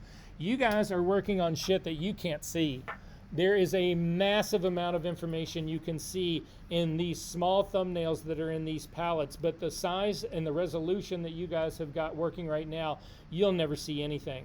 This is especially important when we get into using paths. In the paths palette, you can actually see stuff that's being selected and not, and where you're missing and where you're not. Anyway, there's just too much important information in here. So you want to select the large radio button, say okay to that. You want to then come over to the layers palette, click on its little menu item in the drop down, and come down again to panel options and do the same thing. Put the radio button next to the largest of the thumbnails and say okay to that. Then click on the path palette, and in the path palette you also have a panel option. So click on the menu, come down to panel options, and you also want to have your thumbnail on the biggest one there. So this now is your custom workspace.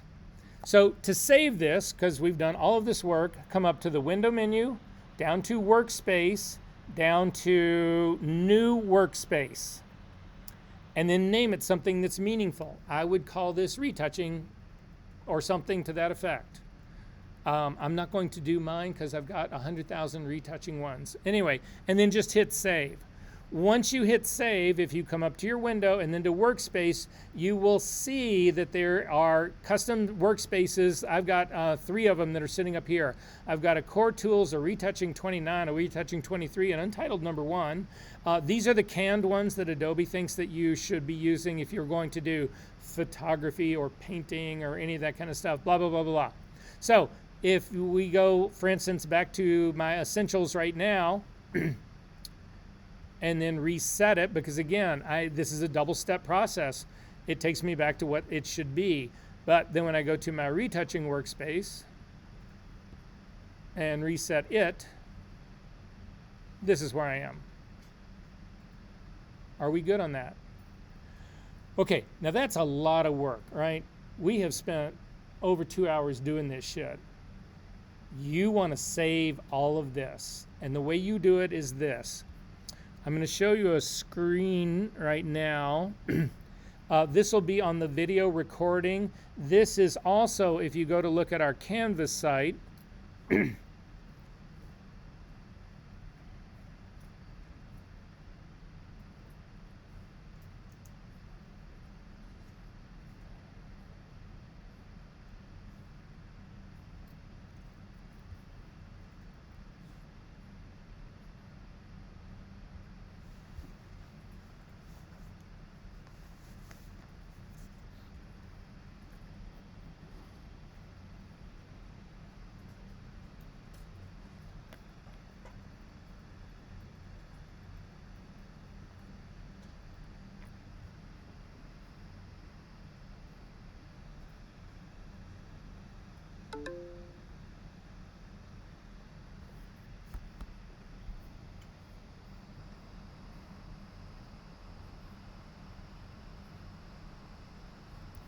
if you go to our website and you go to session 1 and you open up the resources for session 1, right here under support, Photoshop preference locations. If you click on that, it will open up and it will show you where everything is, both Windows and Macintosh. So you would go through here and you would look to try to find out where the hell this stuff is that you just did all of this stuff on. Or you can refer to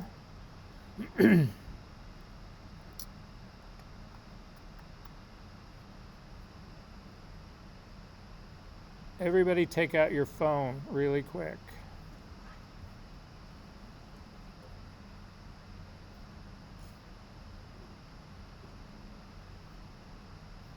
This doesn't only work for Photoshop. This actually works for Lightroom as well. So again, this is how, remember I said this is how you reset, is you reset holding down those command keys and start Photoshop. But you can replace your preferences by going and finding them here. So in Mac OS, it's going to be in the user root, in the library, in preferences inside of Adobe Photoshop with a version number. So there'll be different folders for Photoshop 2024, different one for 2025. It's all dependent on version. That's where we're going to go hunting for the people who are on Macintosh. For the people who are on Windows, it is again your user root to app data. Inside of app data, you will find a roaming folder. Inside of roaming folder, you will find an Adobe folder. Inside of the Adobe folder, you will find an Adobe Photoshop with the version number that you're looking for.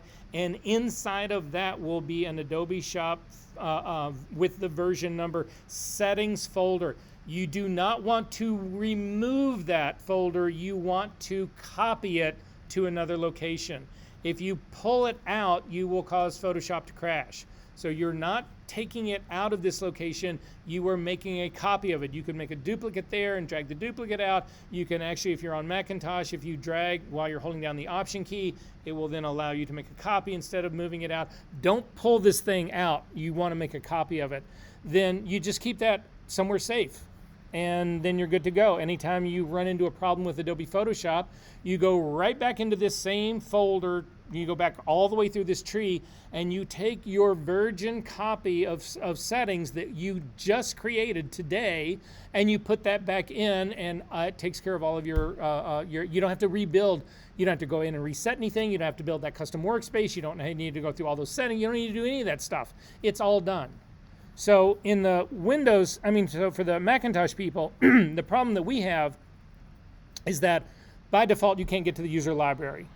So there is a trick to get to the user library. So everybody who is on Mac, I need you to, I'm going to hide everybody else so that you're only taking a look at this. You need to open up a window. And so here, I'm going to start with nothing open.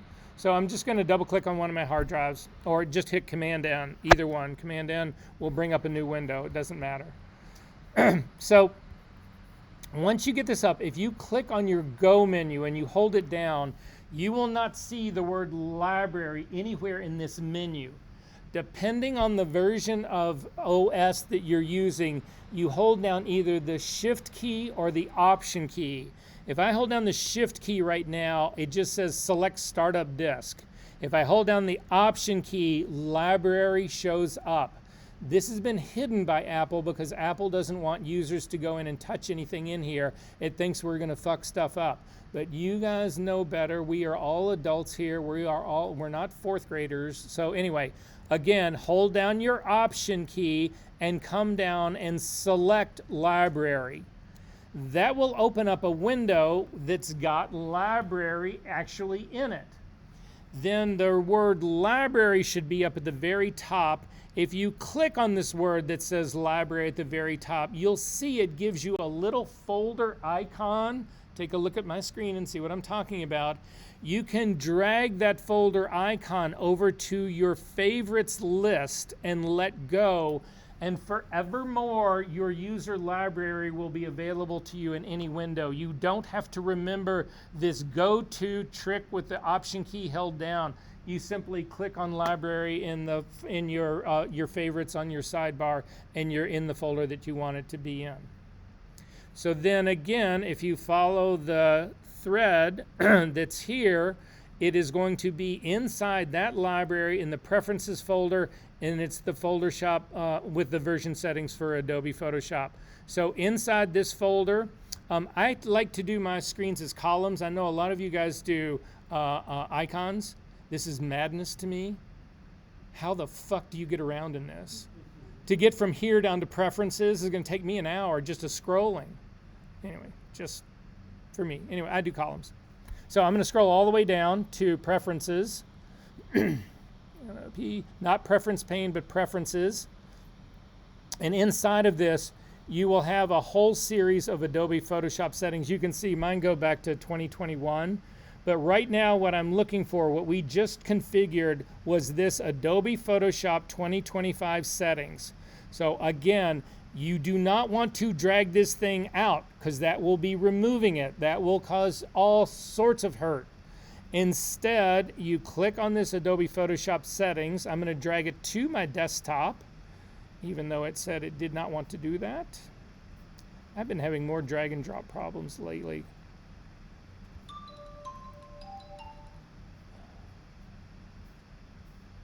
Try this one more time.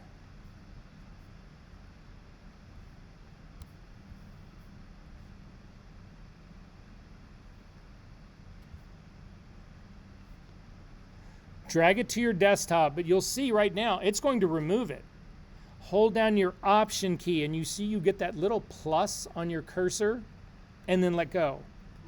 This has now made a copy of those settings. My original ones are right here. I put this on an external hard drive, or I put it just in another place on my computer, and anytime I have a problem, I simply come right to this same place and drag this folder right back in. And I'm set up and I'm good to go. You go to anybody else's computer and drag that folder into this place, and you'll have your custom settings, your work, your everything. It used to be that you would actually go inside this thing and grab a settings folder. You can't do that anymore. You have to grab the whole folder. Are there questions about any of this? Yes. So when you're dragging it out, hold down the Option key before you let go. Yes. Exactly. You don't have to get rid of the old one, because if I drag this back in, it's going to say, "Do you want to overwrite that?" And you want to overwrite it.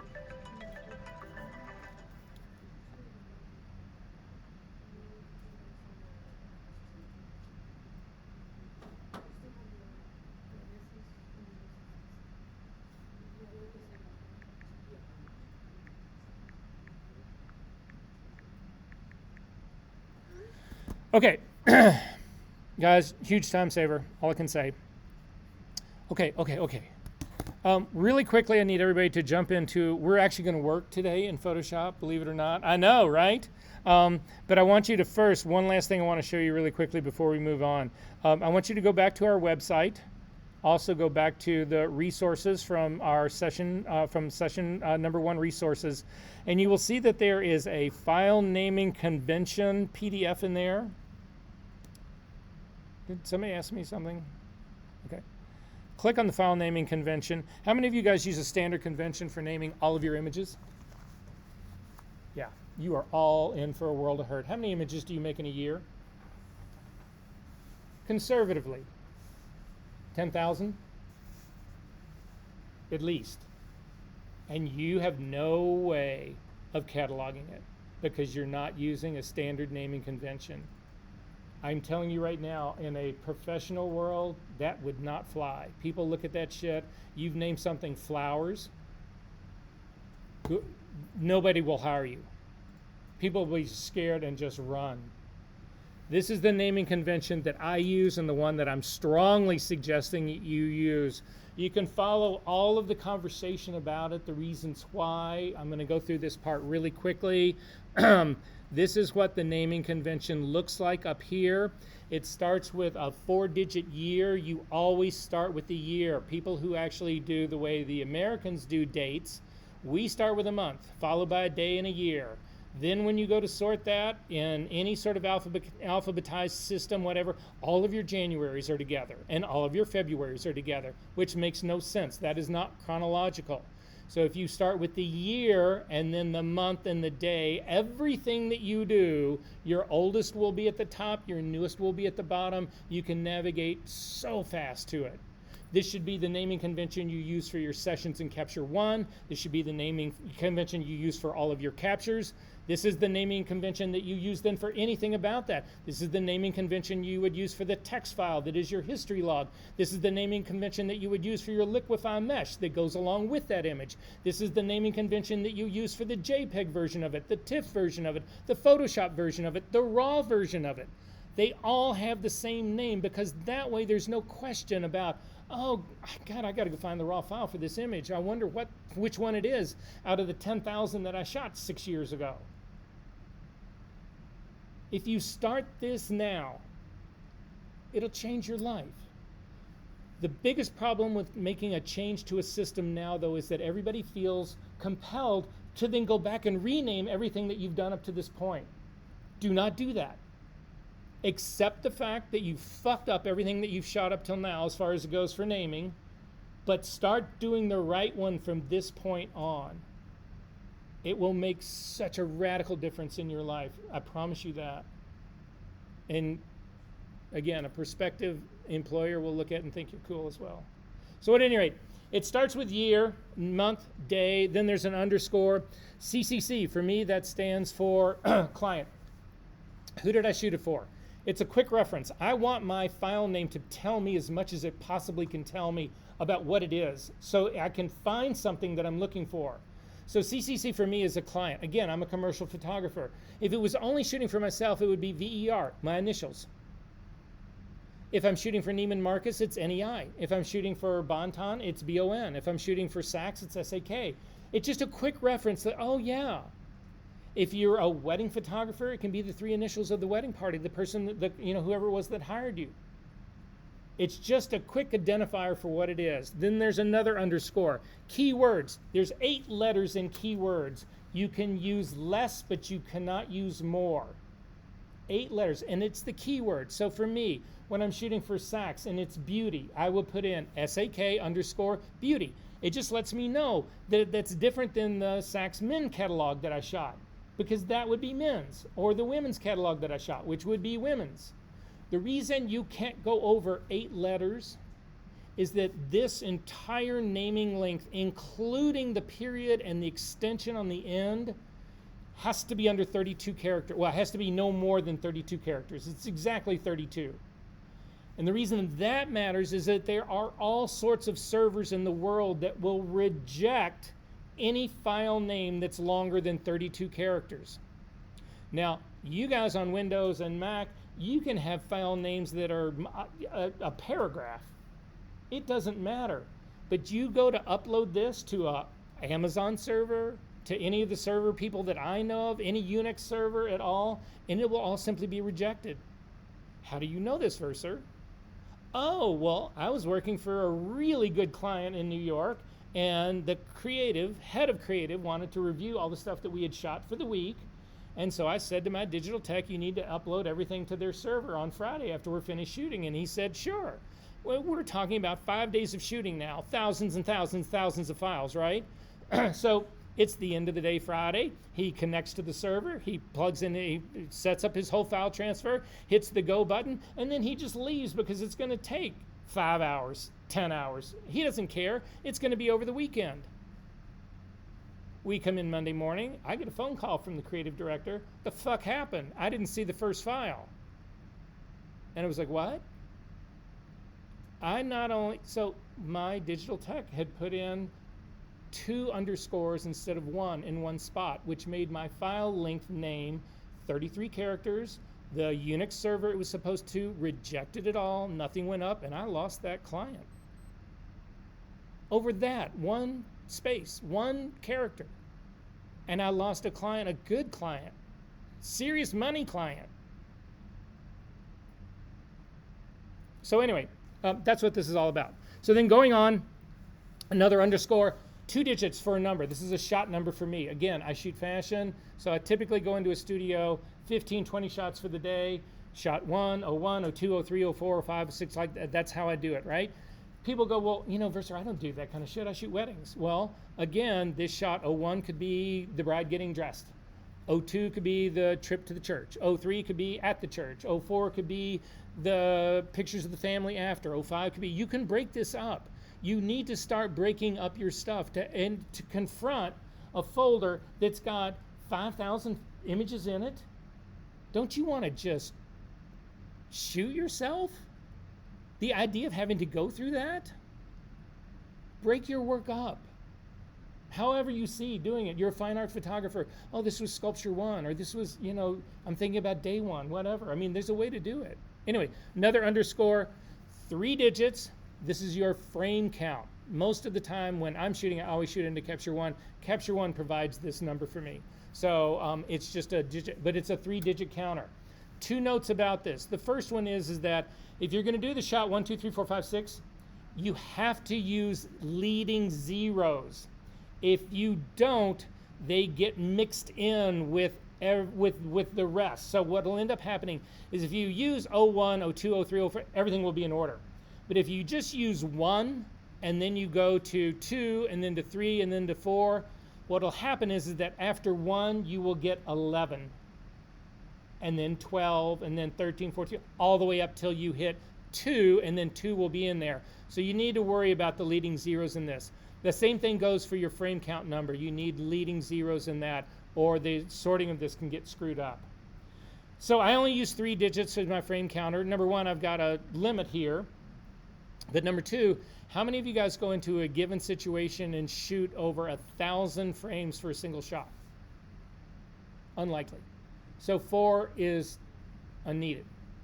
And again, it would push me over my 32 character limit. So I've been preaching this for I don't know how long. I have been living this for 20 years, and my shit is flawless. I can find something that I shot 15 years ago by name only. Lightroom, are you kidding me? Even worse cataloging in Capture One, would never consider it. Okay, so you don't have to use this naming convention. It's one that's, or variations of it, very minor variations of it, are used by every news service, by every stock photographer in the world, whatever. If you don't, that's fine, but use something, and use whatever you plan on using for the rest of your life. You don't want to change this again. So anyway, okay. Any questions about any of this? Yes.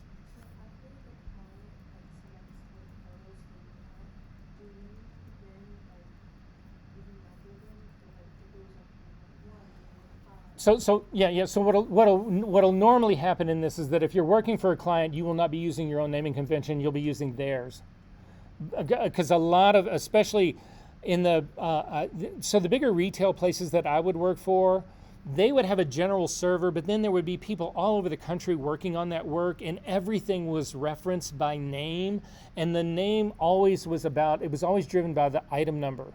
So they had whole systems where they had that little gun you could shoot on a tag to enter the, so they would have, I mean, their numbers are insanely long, but to enter the number, so it was the UPC code of whatever the item was, and that's how they would identify it. But then they would also tag it with what studio shot it and what photographer shot it.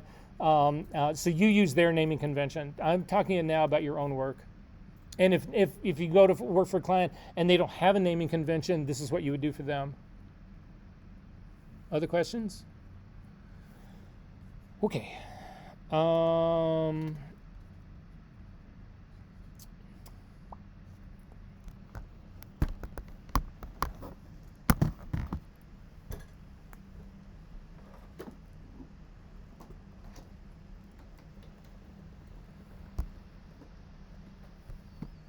do I feel like something horribly is going to go horribly wrong any minute here, right?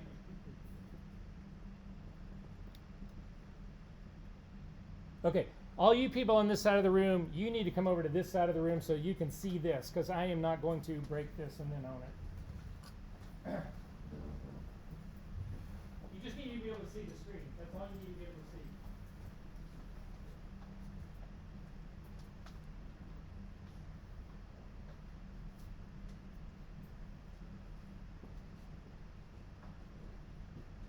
You don't need to be close, just kind of like a general thing.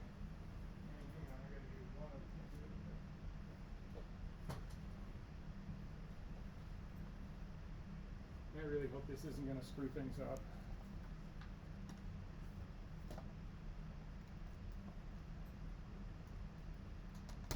All right, everybody's looking at that screen, right?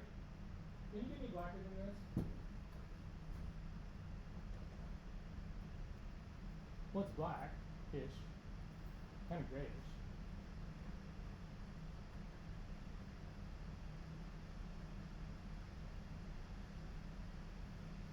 Watch the screen right now. Did it just get darker? Oh, come on. Massively darker. If you know anything about photography, that thing just got 3-4 stops darker. Why? I didn't change anything on the screen.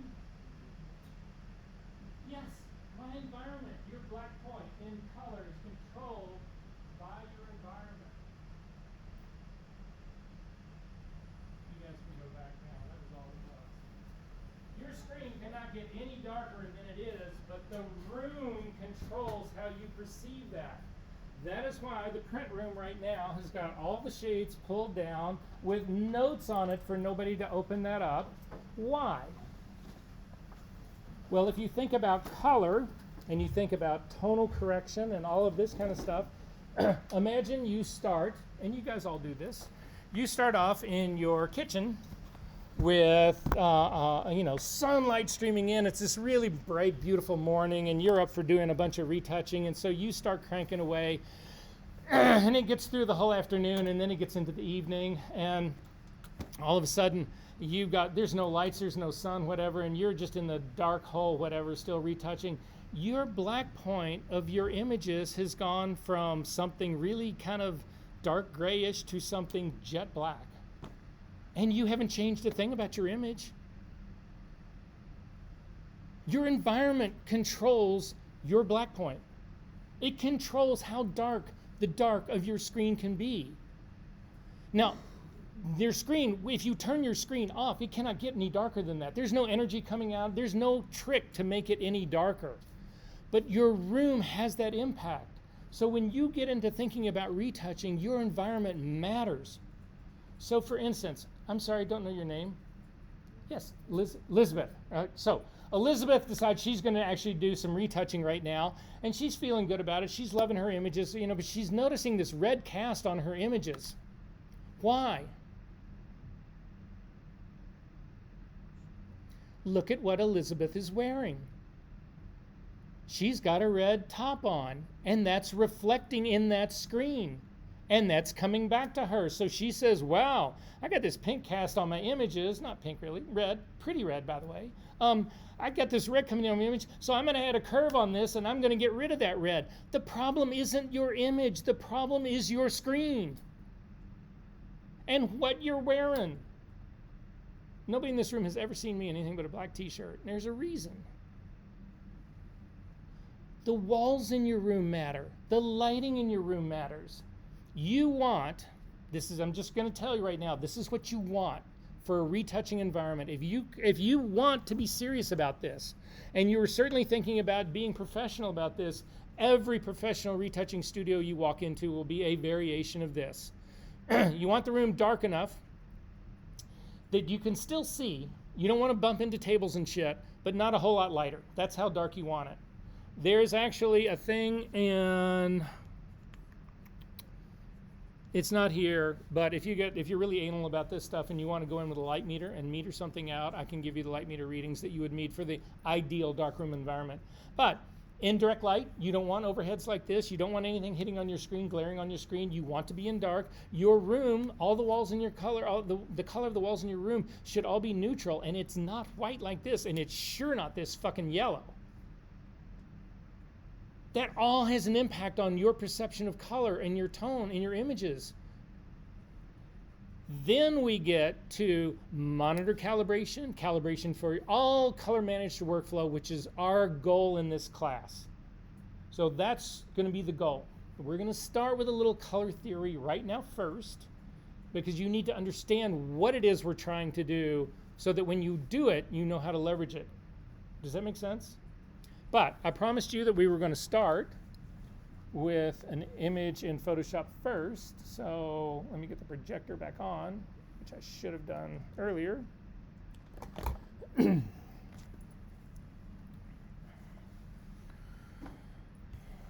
Okay, so I need everyone to go to the folder that I passed around that everybody copied. You need to find that folder. I'm going to find mine. And inside that folder, there should be a thing called redcar.psd. Can everybody find that?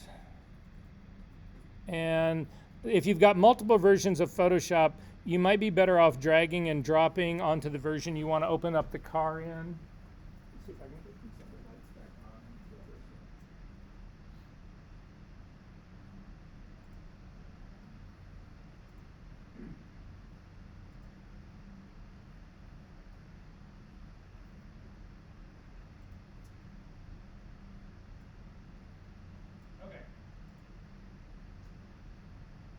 Everybody get this thing open? Red car.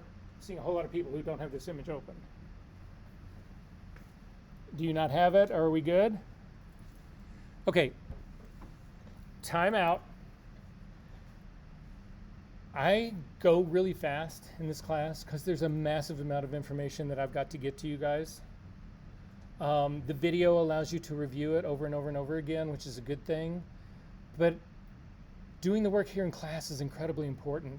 Doing this stuff hands-on is what this class has got to be about.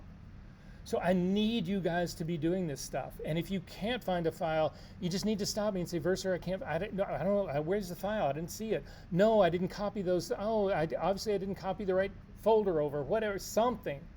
when we get into doing this stuff, if something is not working, stop me and just let me know, okay? It's easier to fix something in 2 minutes than it is for you to sit for the remainder of the class and just suffer through this shit. There's nothing, a 4-hour lecture, kill me now, okay? So everybody stand up really quick. Put your hand on your heart and say, Verser, I solemnly swear to stop you if I'm lost. Okay, remember you said this now. All right, the car, the red car. I am going to put 2 minutes on my timer. I'm going to give you 2 minutes to make that car green. So hang on 1 second.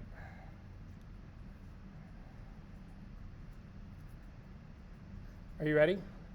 Okay, 2 minutes to make the car green.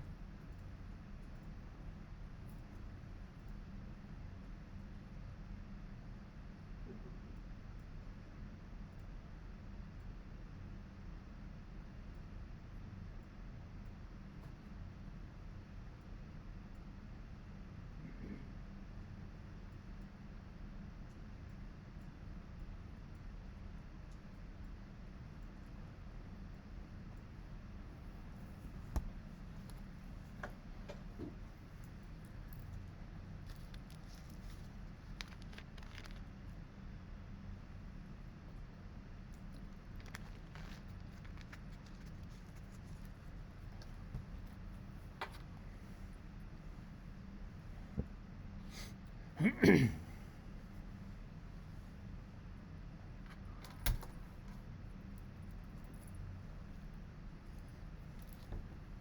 got a minute to go.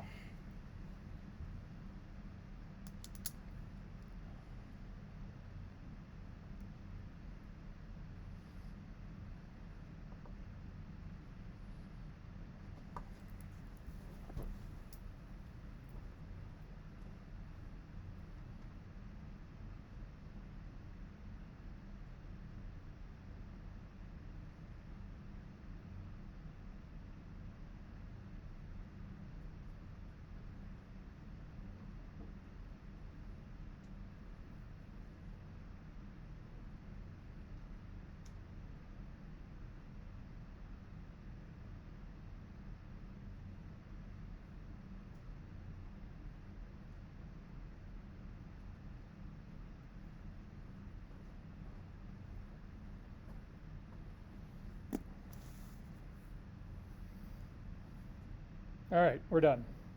How'd you do? You have a green car? So I saw a number of people. Some people did hue saturation, I think. Nathan, what did you do? Because yours was pretty good, but I couldn't see. Solid color. Got it. A selection kind of thing. Some people were painting stuff in. A lot of you still have a red car, right? Okay, so first off, I want to show you something about this same workspace, and then I want you guys to time me. I'm going to turn the car green. But first off, I want to show you this.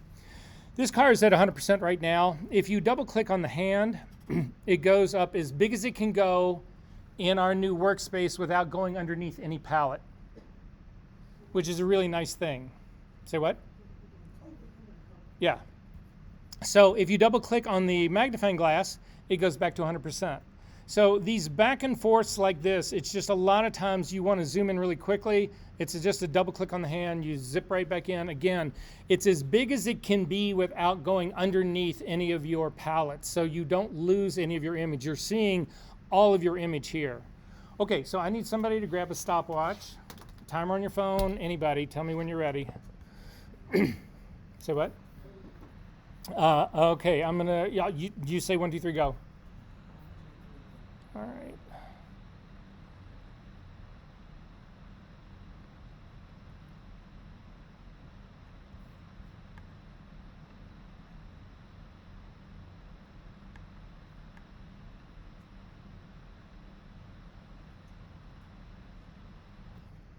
Fuck me.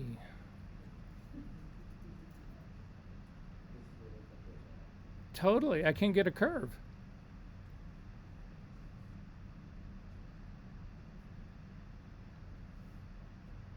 All right, stop for a second. I'm going to quit this version of Photoshop.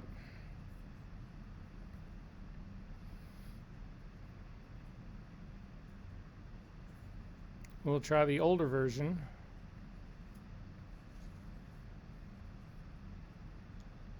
So that's a perfect example of when you would reset your preferences, right? I have a completely viable file in there and I can't put an adjustment layer on it.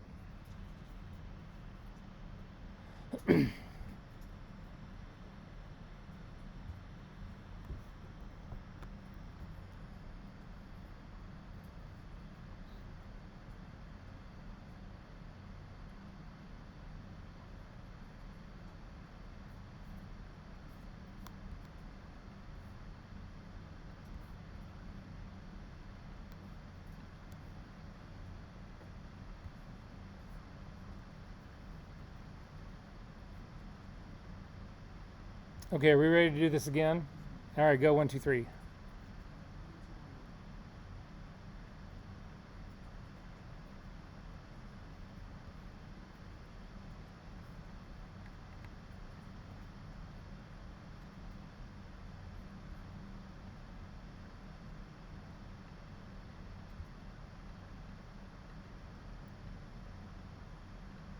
Sticky hand. Stop. 25 seconds. If I'd had a mouse, I could have done it in 15. Yeah, I'm going to show all of you how to do it now. You're going to do the same thing with me. So, go back to your history panel. Everyone here, you've got this image open, and click on the red car version. This is what your image looked like when you opened it. When we set that preference in your history panel to say open this and do a snapshot of your, when you first open your image, this is a history snapshot of your image. So this is how you do it. The first thing is that you realize that this car is in RGB. I'm going to change this to be in what we call an LAB color space. Now, a lot of people will call this lab. Lab is no more the proper way of referring to it than rig is for RGB. So again, if you want to come off like you don't know what you're doing, you say, oh yeah, I put it in lab and we did the work there. No, you don't. You say, oh, we put it in LAB and that's where I did this. We'll look at what LAB is in just a second. That's the lead into our whole color lecture part. So come up to the image menu, down to mode. So do this with me. Kick over to LAB color. Instead of RGB, we are going to do LAB. Before you do that, or if you've already done it, that's okay. Just take a look at the channels that I've got going right here. In my channels, I've got a red, green, and a blue channel, and then in the composite at the very top. But when I change this to LAB, I no longer have that. I've now got a lightness channel and an A channel and a B channel. All of the tonal range, the tonal structure of this image is in the lightness channel. I have separated my luminosity from my color. You cannot do that in RGB. In RGB, those two are inextricably tied together. If you change the red in an RGB image, you not only change its color, you change its luminosity value. In LAB, they are divorced, they are separated. So I can do really wild color changes without impacting the luminosity that sits underneath all of it. So that's basically what's going on. So then the trick is to come over, we're going to add a curve to this. And in the curve, you'll see in the drop-down menu, instead of having RGB, you've got lightness, A and B. Lightness is the luminosity. The A represents the green-red or the green-magenta axis in a color space on a color wheel. And the B represents the blue-yellow axis. So those two combined can create any color. So I'm simply going to pick the A axis and I'm going to invert it. So what I'm saying is that anything that's in my image that was red is now going to be green. So to do it, invert it, you simply grab the white point that's at the very top of your curve and drag it all the way down.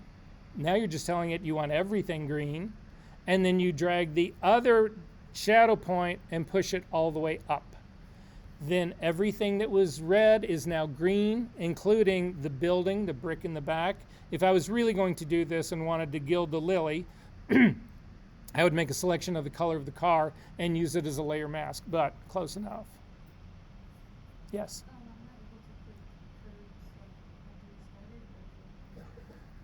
See, you may be having the same problem I just had.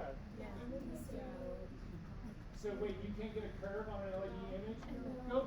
Go back to see another fuck up in Photoshop. We all have upgraded to the latest greatest. We're all going to be downgrading soon. I'm going to go back to, try this. Go back to your original setting, the original version, and see if you can add a curve to this. You can? All right. So this is going to be a note to Adobe. I send more shit to Adobe.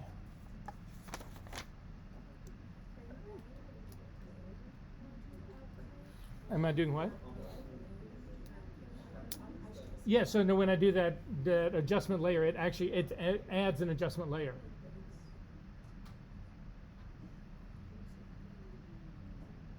Yeah, so it added an adjust. Well, it looks like you just have a layer mask on there and not an adjustment layer.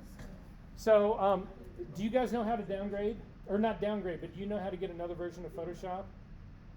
Is everybody comfortable with that? All you do is when you go into the Creative Cloud, just go to the Photoshop part of it all, and they'll have, right next to the update version part of it, they will have install other versions. You might want to go back one level. You can still keep the current one that you have, it's just you'll have another one to work in. No, just no, you click on the wrong thing. So throw that guy away. And then you're going to click on the circle that's half dark and light and come up to curves. Perfect. And then now you're in the curves, but you're still in RGB. So did the same problem happen to you though in LED? I think so. I didn't get that far.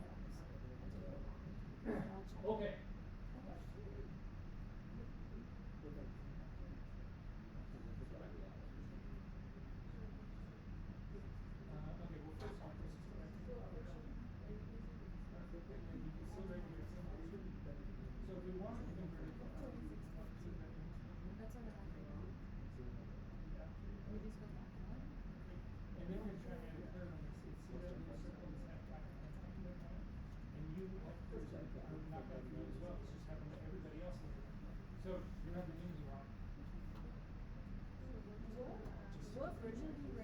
Oh, so you can go back. The version you should go back to is, what do they call it?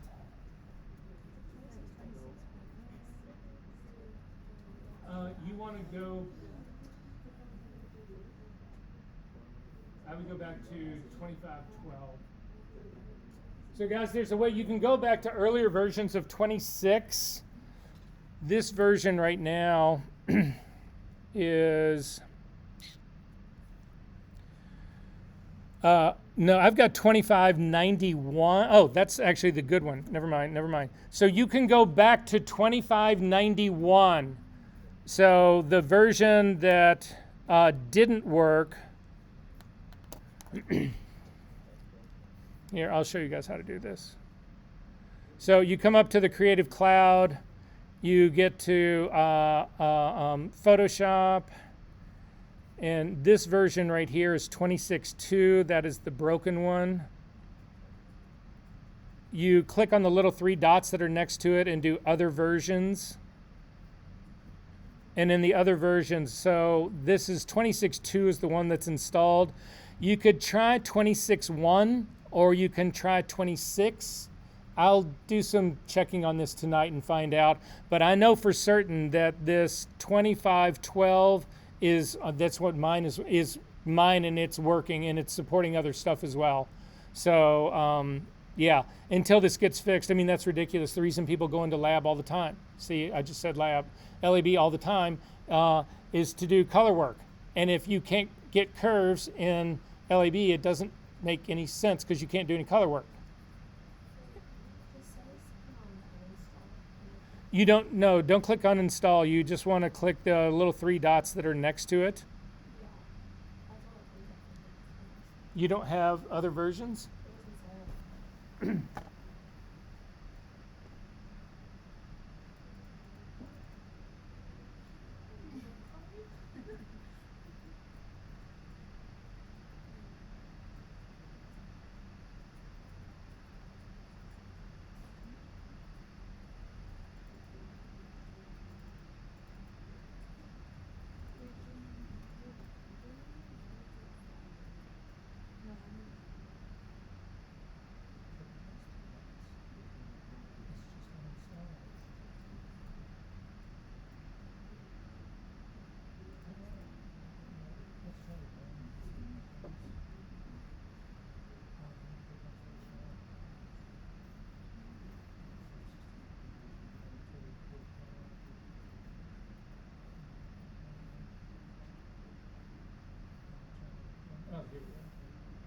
click on those three dots.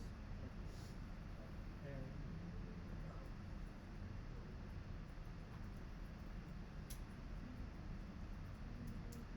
is this the Photoshop? We'll figure this out in class. Sorry. Okay, guys, we have a brief 20 minutes to get into the smallest amount of color theory, but we've got to get this started. So,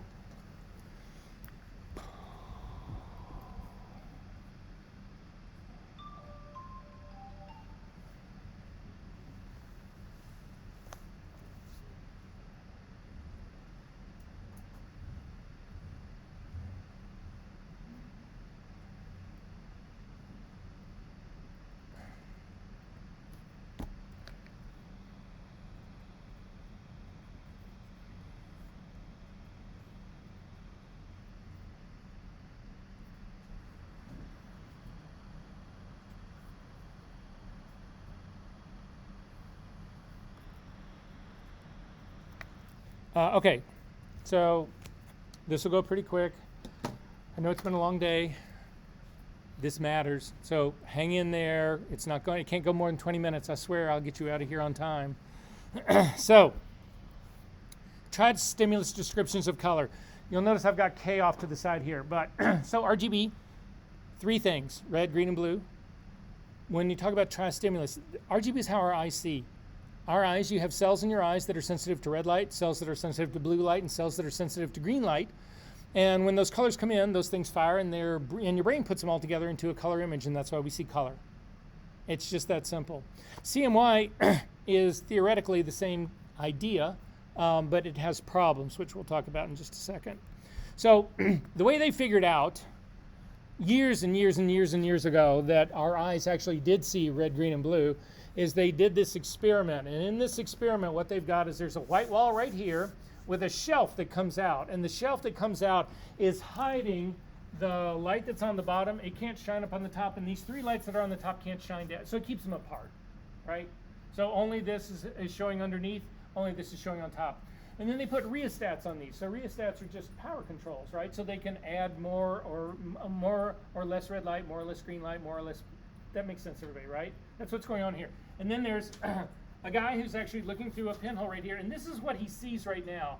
So what he's seeing is that this purple color is actually showing underneath the shelf, and then this is what's showing on the top, and he's got to play around with those rheostats to try to get the colors to be the same. And if he is successful, then that's what happens. And so they did all sorts of experiments like this to show that indeed you can reproduce any color mixing different combinations of red, green, and blue. And it's just that simple. That's what our eyes are based on, that's what film is based on, that's what our sensors are based on, and that's what Photoshop is based on. Does that part make sense? Okay. So, additive primaries. So, red, green, and blue are the primaries. Where these cross, though, are our secondary colors. So if you mix green and blue together, you guys have probably all done a, didn't you all do a color wheel like in 7th grade or something? I did. Well, actually I did one in college too, but anyway. It's kind of the color wheel thing, right? So anyway, if you mix green and blue together, you get cyan. If you mix blue and red together, you get magenta. If you mix red and green together, you get yellow. And if you mix all three of them together, you get neutral gray. Now, at its max intensity, you have white. At its middle intensity, you have gray. And at its lowest intensity, you would have black.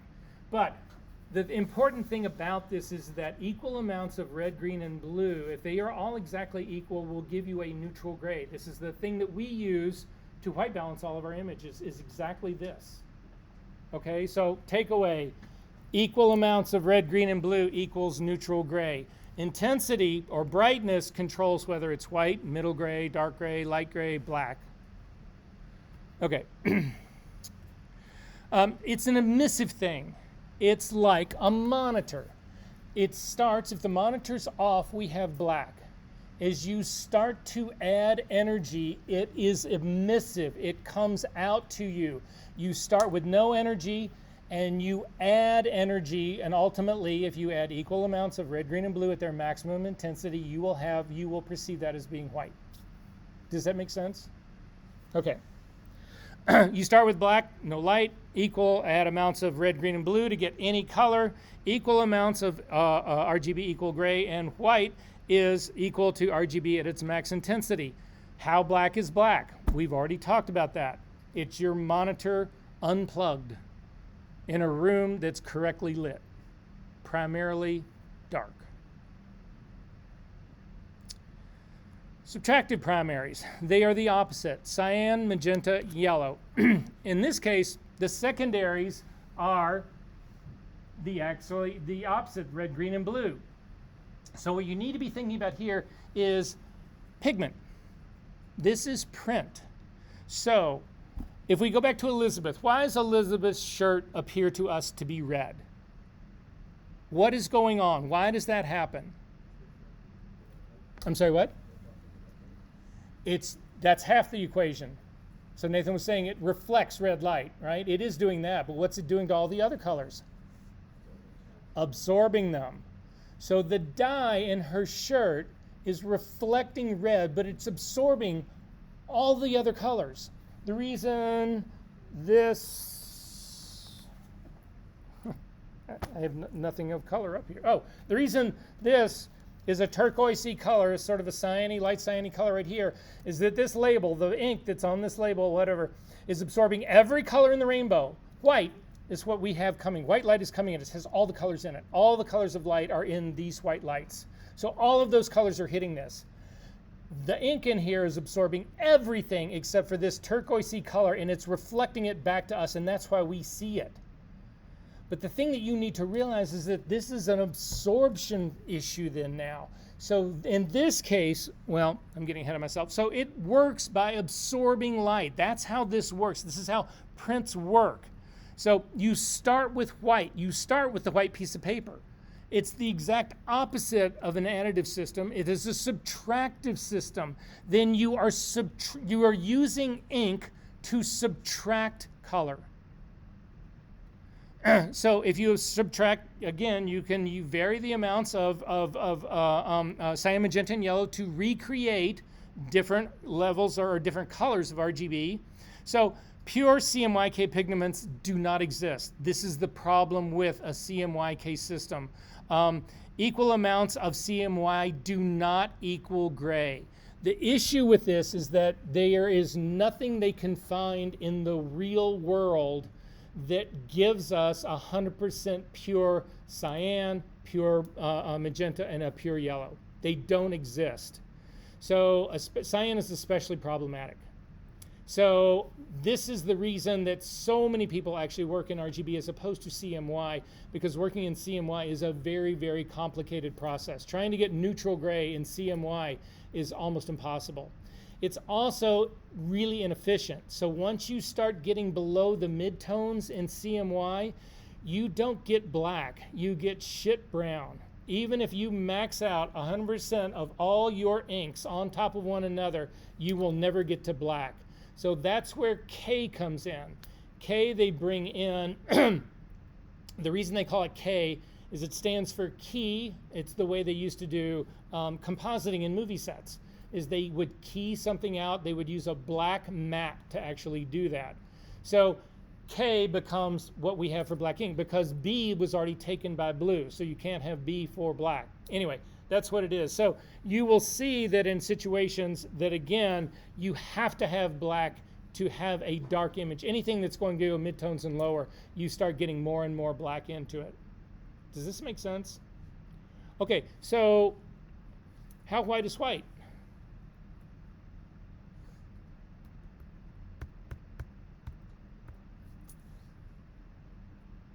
How white is white? It's the piece of paper. Can you get any whiter? No. That's your starting. The white is your starting point. It is your max white. It's your max brightness, intensity. It is the max. Then you start dumping ink on it to start subtracting light to create color. Is this making sense? They are exactly the opposite of one another. One, you start with black and you drive it to white. The other, you start with white and you subtract it back to black. All right. This is the color wheel that most of us are familiar with. It's a very specific thing, though. This is the standardized version of it. You'll actually see it's got red, green, and blue. The red, green, and blue, again, a typical circle is 360 degrees, and that's the same case here. So the red, greens, and blues, because they're primaries, they need to be as far away from each other as they can possibly be, but equally far away from each other. So you have the 120 degrees. So if you go from red, which is about 3 o'clock here, at 0 degrees, you go in this direction to green, it's 120. This direction down to blue, it's 240. People describe color here as degree. So this is now something that matters to us. Also in the color wheel, if you go straight across something, you reach the complementary color of it. So cyan is the complement of red. Yellow is the complement of blue, and vice versa. Magenta is the complement of green, and vice versa.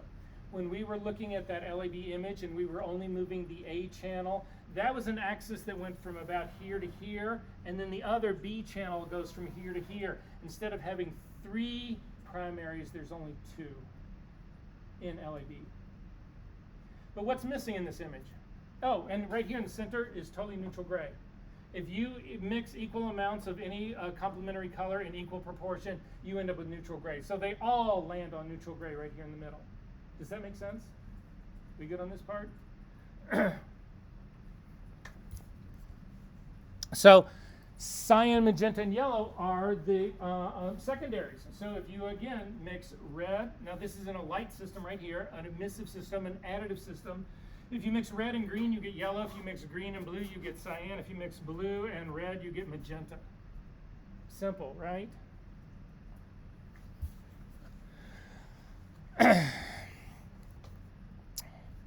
So one of the takeaways from this that's going to matter to us when we talk about color spaces is saturation. Where's the most saturated color on this? Do we even know what saturation is?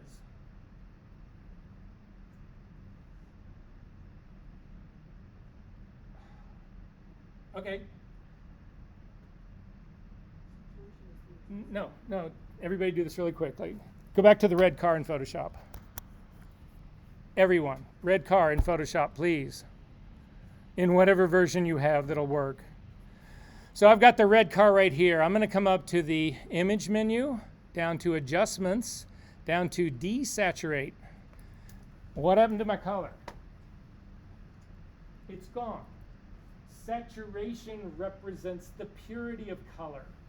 If we start mixing in complementary colors, we destroy that purity of color, and if we do it equally, then we end up with grayscale. Where are you?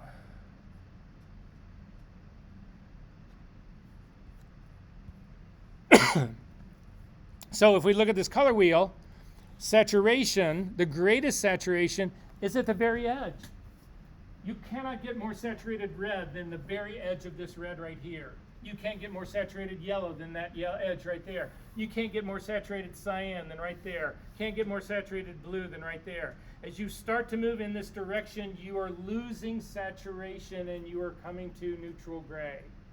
Now this system works really, really well to describe two-dimensional color, but what's missing from this? Where's white and black? Do you see that? Color is a three-dimensional thing. It can't be two-dimensional. It's got to be 3. I can do 2 dimensions here to describe color, but I have no brightness.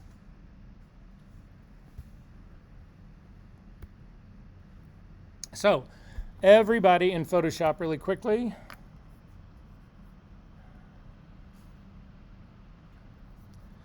So I do this a lot, just so that you know. I need you to select the foreground color. So if you take a look at your toolbar, on the side, on the left-hand side, down at the very bottom, there's 2 little patches that are down there. These are the foreground and the background color. Now, right now, my foreground color is kind of a light gray, and the background color looks like it's a white. If you want to get them to their defaults, it's a keyboard shortcut we use all the time. Hit the D key. It just stands for default. There's no modifier or whatever. You will get black and white. If you can't remember that, it's the littlest of icon that they could possibly imagine that's right above the foreground color to the left is also, if you click on that, it will default them. You'll see just to the right of that, there's a double-headed arrow. That actually, if you click on those, it swaps your foreground and your background color. But the easier way to do that is the X key by itself. It just goes back and forth. It doesn't matter which one you have open, just click on, I'm going to click on the foreground color picker, and you can see that I've actually got, mine opened up is black. I'm going to change this black to be a pure red, so I'm going to type on the red value right here. I'm not going to type on it, I'm going to click on it. I'm going to click on the red radio button. So I've just clicked on the little button. Sorry, this is going to keep harping at me all day. I've just clicked on the red little radio button that's right next to the R. And you will see, no matter what radio button you get, the column, the vertical column right next to it becomes that. So I've clicked on the red. This is the scale of red. So if you click on the little double-headed arrows that are at the bottom, and you drag this all the way up. Well, here, did everybody start with black?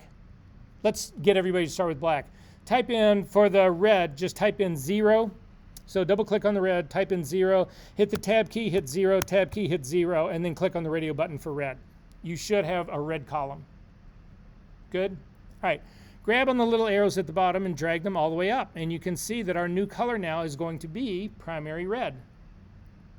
You'll also notice that the value in the red, right next to the red radio button, changed to 255. That happens throughout all of 8-bit. 8-bit tells you that you have 256 pieces of information. So if we were in grayscale, not in color, but in grayscale, we would have 256 tones of gray in an 8-bit image. We would start 0 is always black, 255 is always white. Most of you guys know this from actually shooting or Capture One studio experience. 128 is middle gray. You guys aware of that part? Are we good on that part? The same thing when you move to color, they do the same scale, it's just they do 256 shades of red, 256 tones of green, and 256 tones of blue. And so all of those can mix together to create our world of color. Does that make sense, everyone? So you say, well, 256 versus I only see 255 there. 0 is a color. So it's 0 plus the 255 is 256 tones. And that's what an 8-bit will give you. Are we good on this part? Okay. So again, if you click on the green and you actually then grab its slider and go all the way up to the top, you end up yellow, because now I have mixed 100% green with 100% red, and those two together give me yellow. So the reason I point this out is that I come back to this thing, if you don't all of a sudden remember the scale that we're working with, or possibly you don't remember what HSB is once we get to that. If you don't remember those things, you can come here and click on the radio button, and that little column will become the thing that you can adjust, and therefore you'll know what it is. Are we good? All right. I've got 2 minutes. Let's see what we can get done in 2 minutes.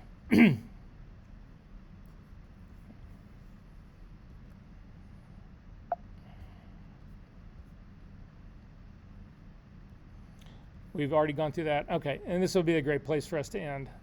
Okay, last slide. So what is tristimulus? So all the colors of the spectrum can be defined in terms of values or stimuli. Human eyes are tristimulus. It can be plotted in 3-dimension. However, it does not have to be primaries. This is a 3-dimensional color space. And this is where we will pick up next week.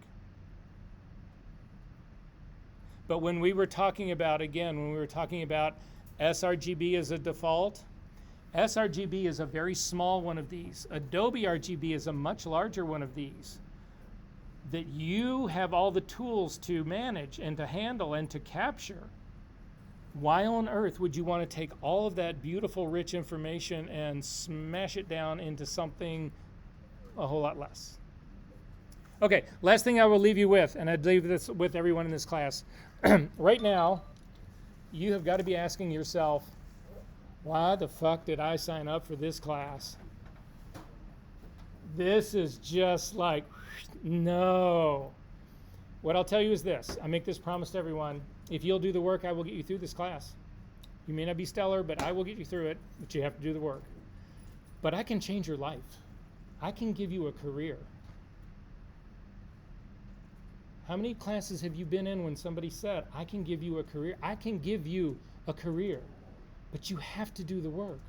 You have to suffer through this with me like I'm suffering through this right now. It gets better. The theory we get away from, the images we get into. But you've got to stick with me. You've got to do the work. I'll see you guys next week. Yeah.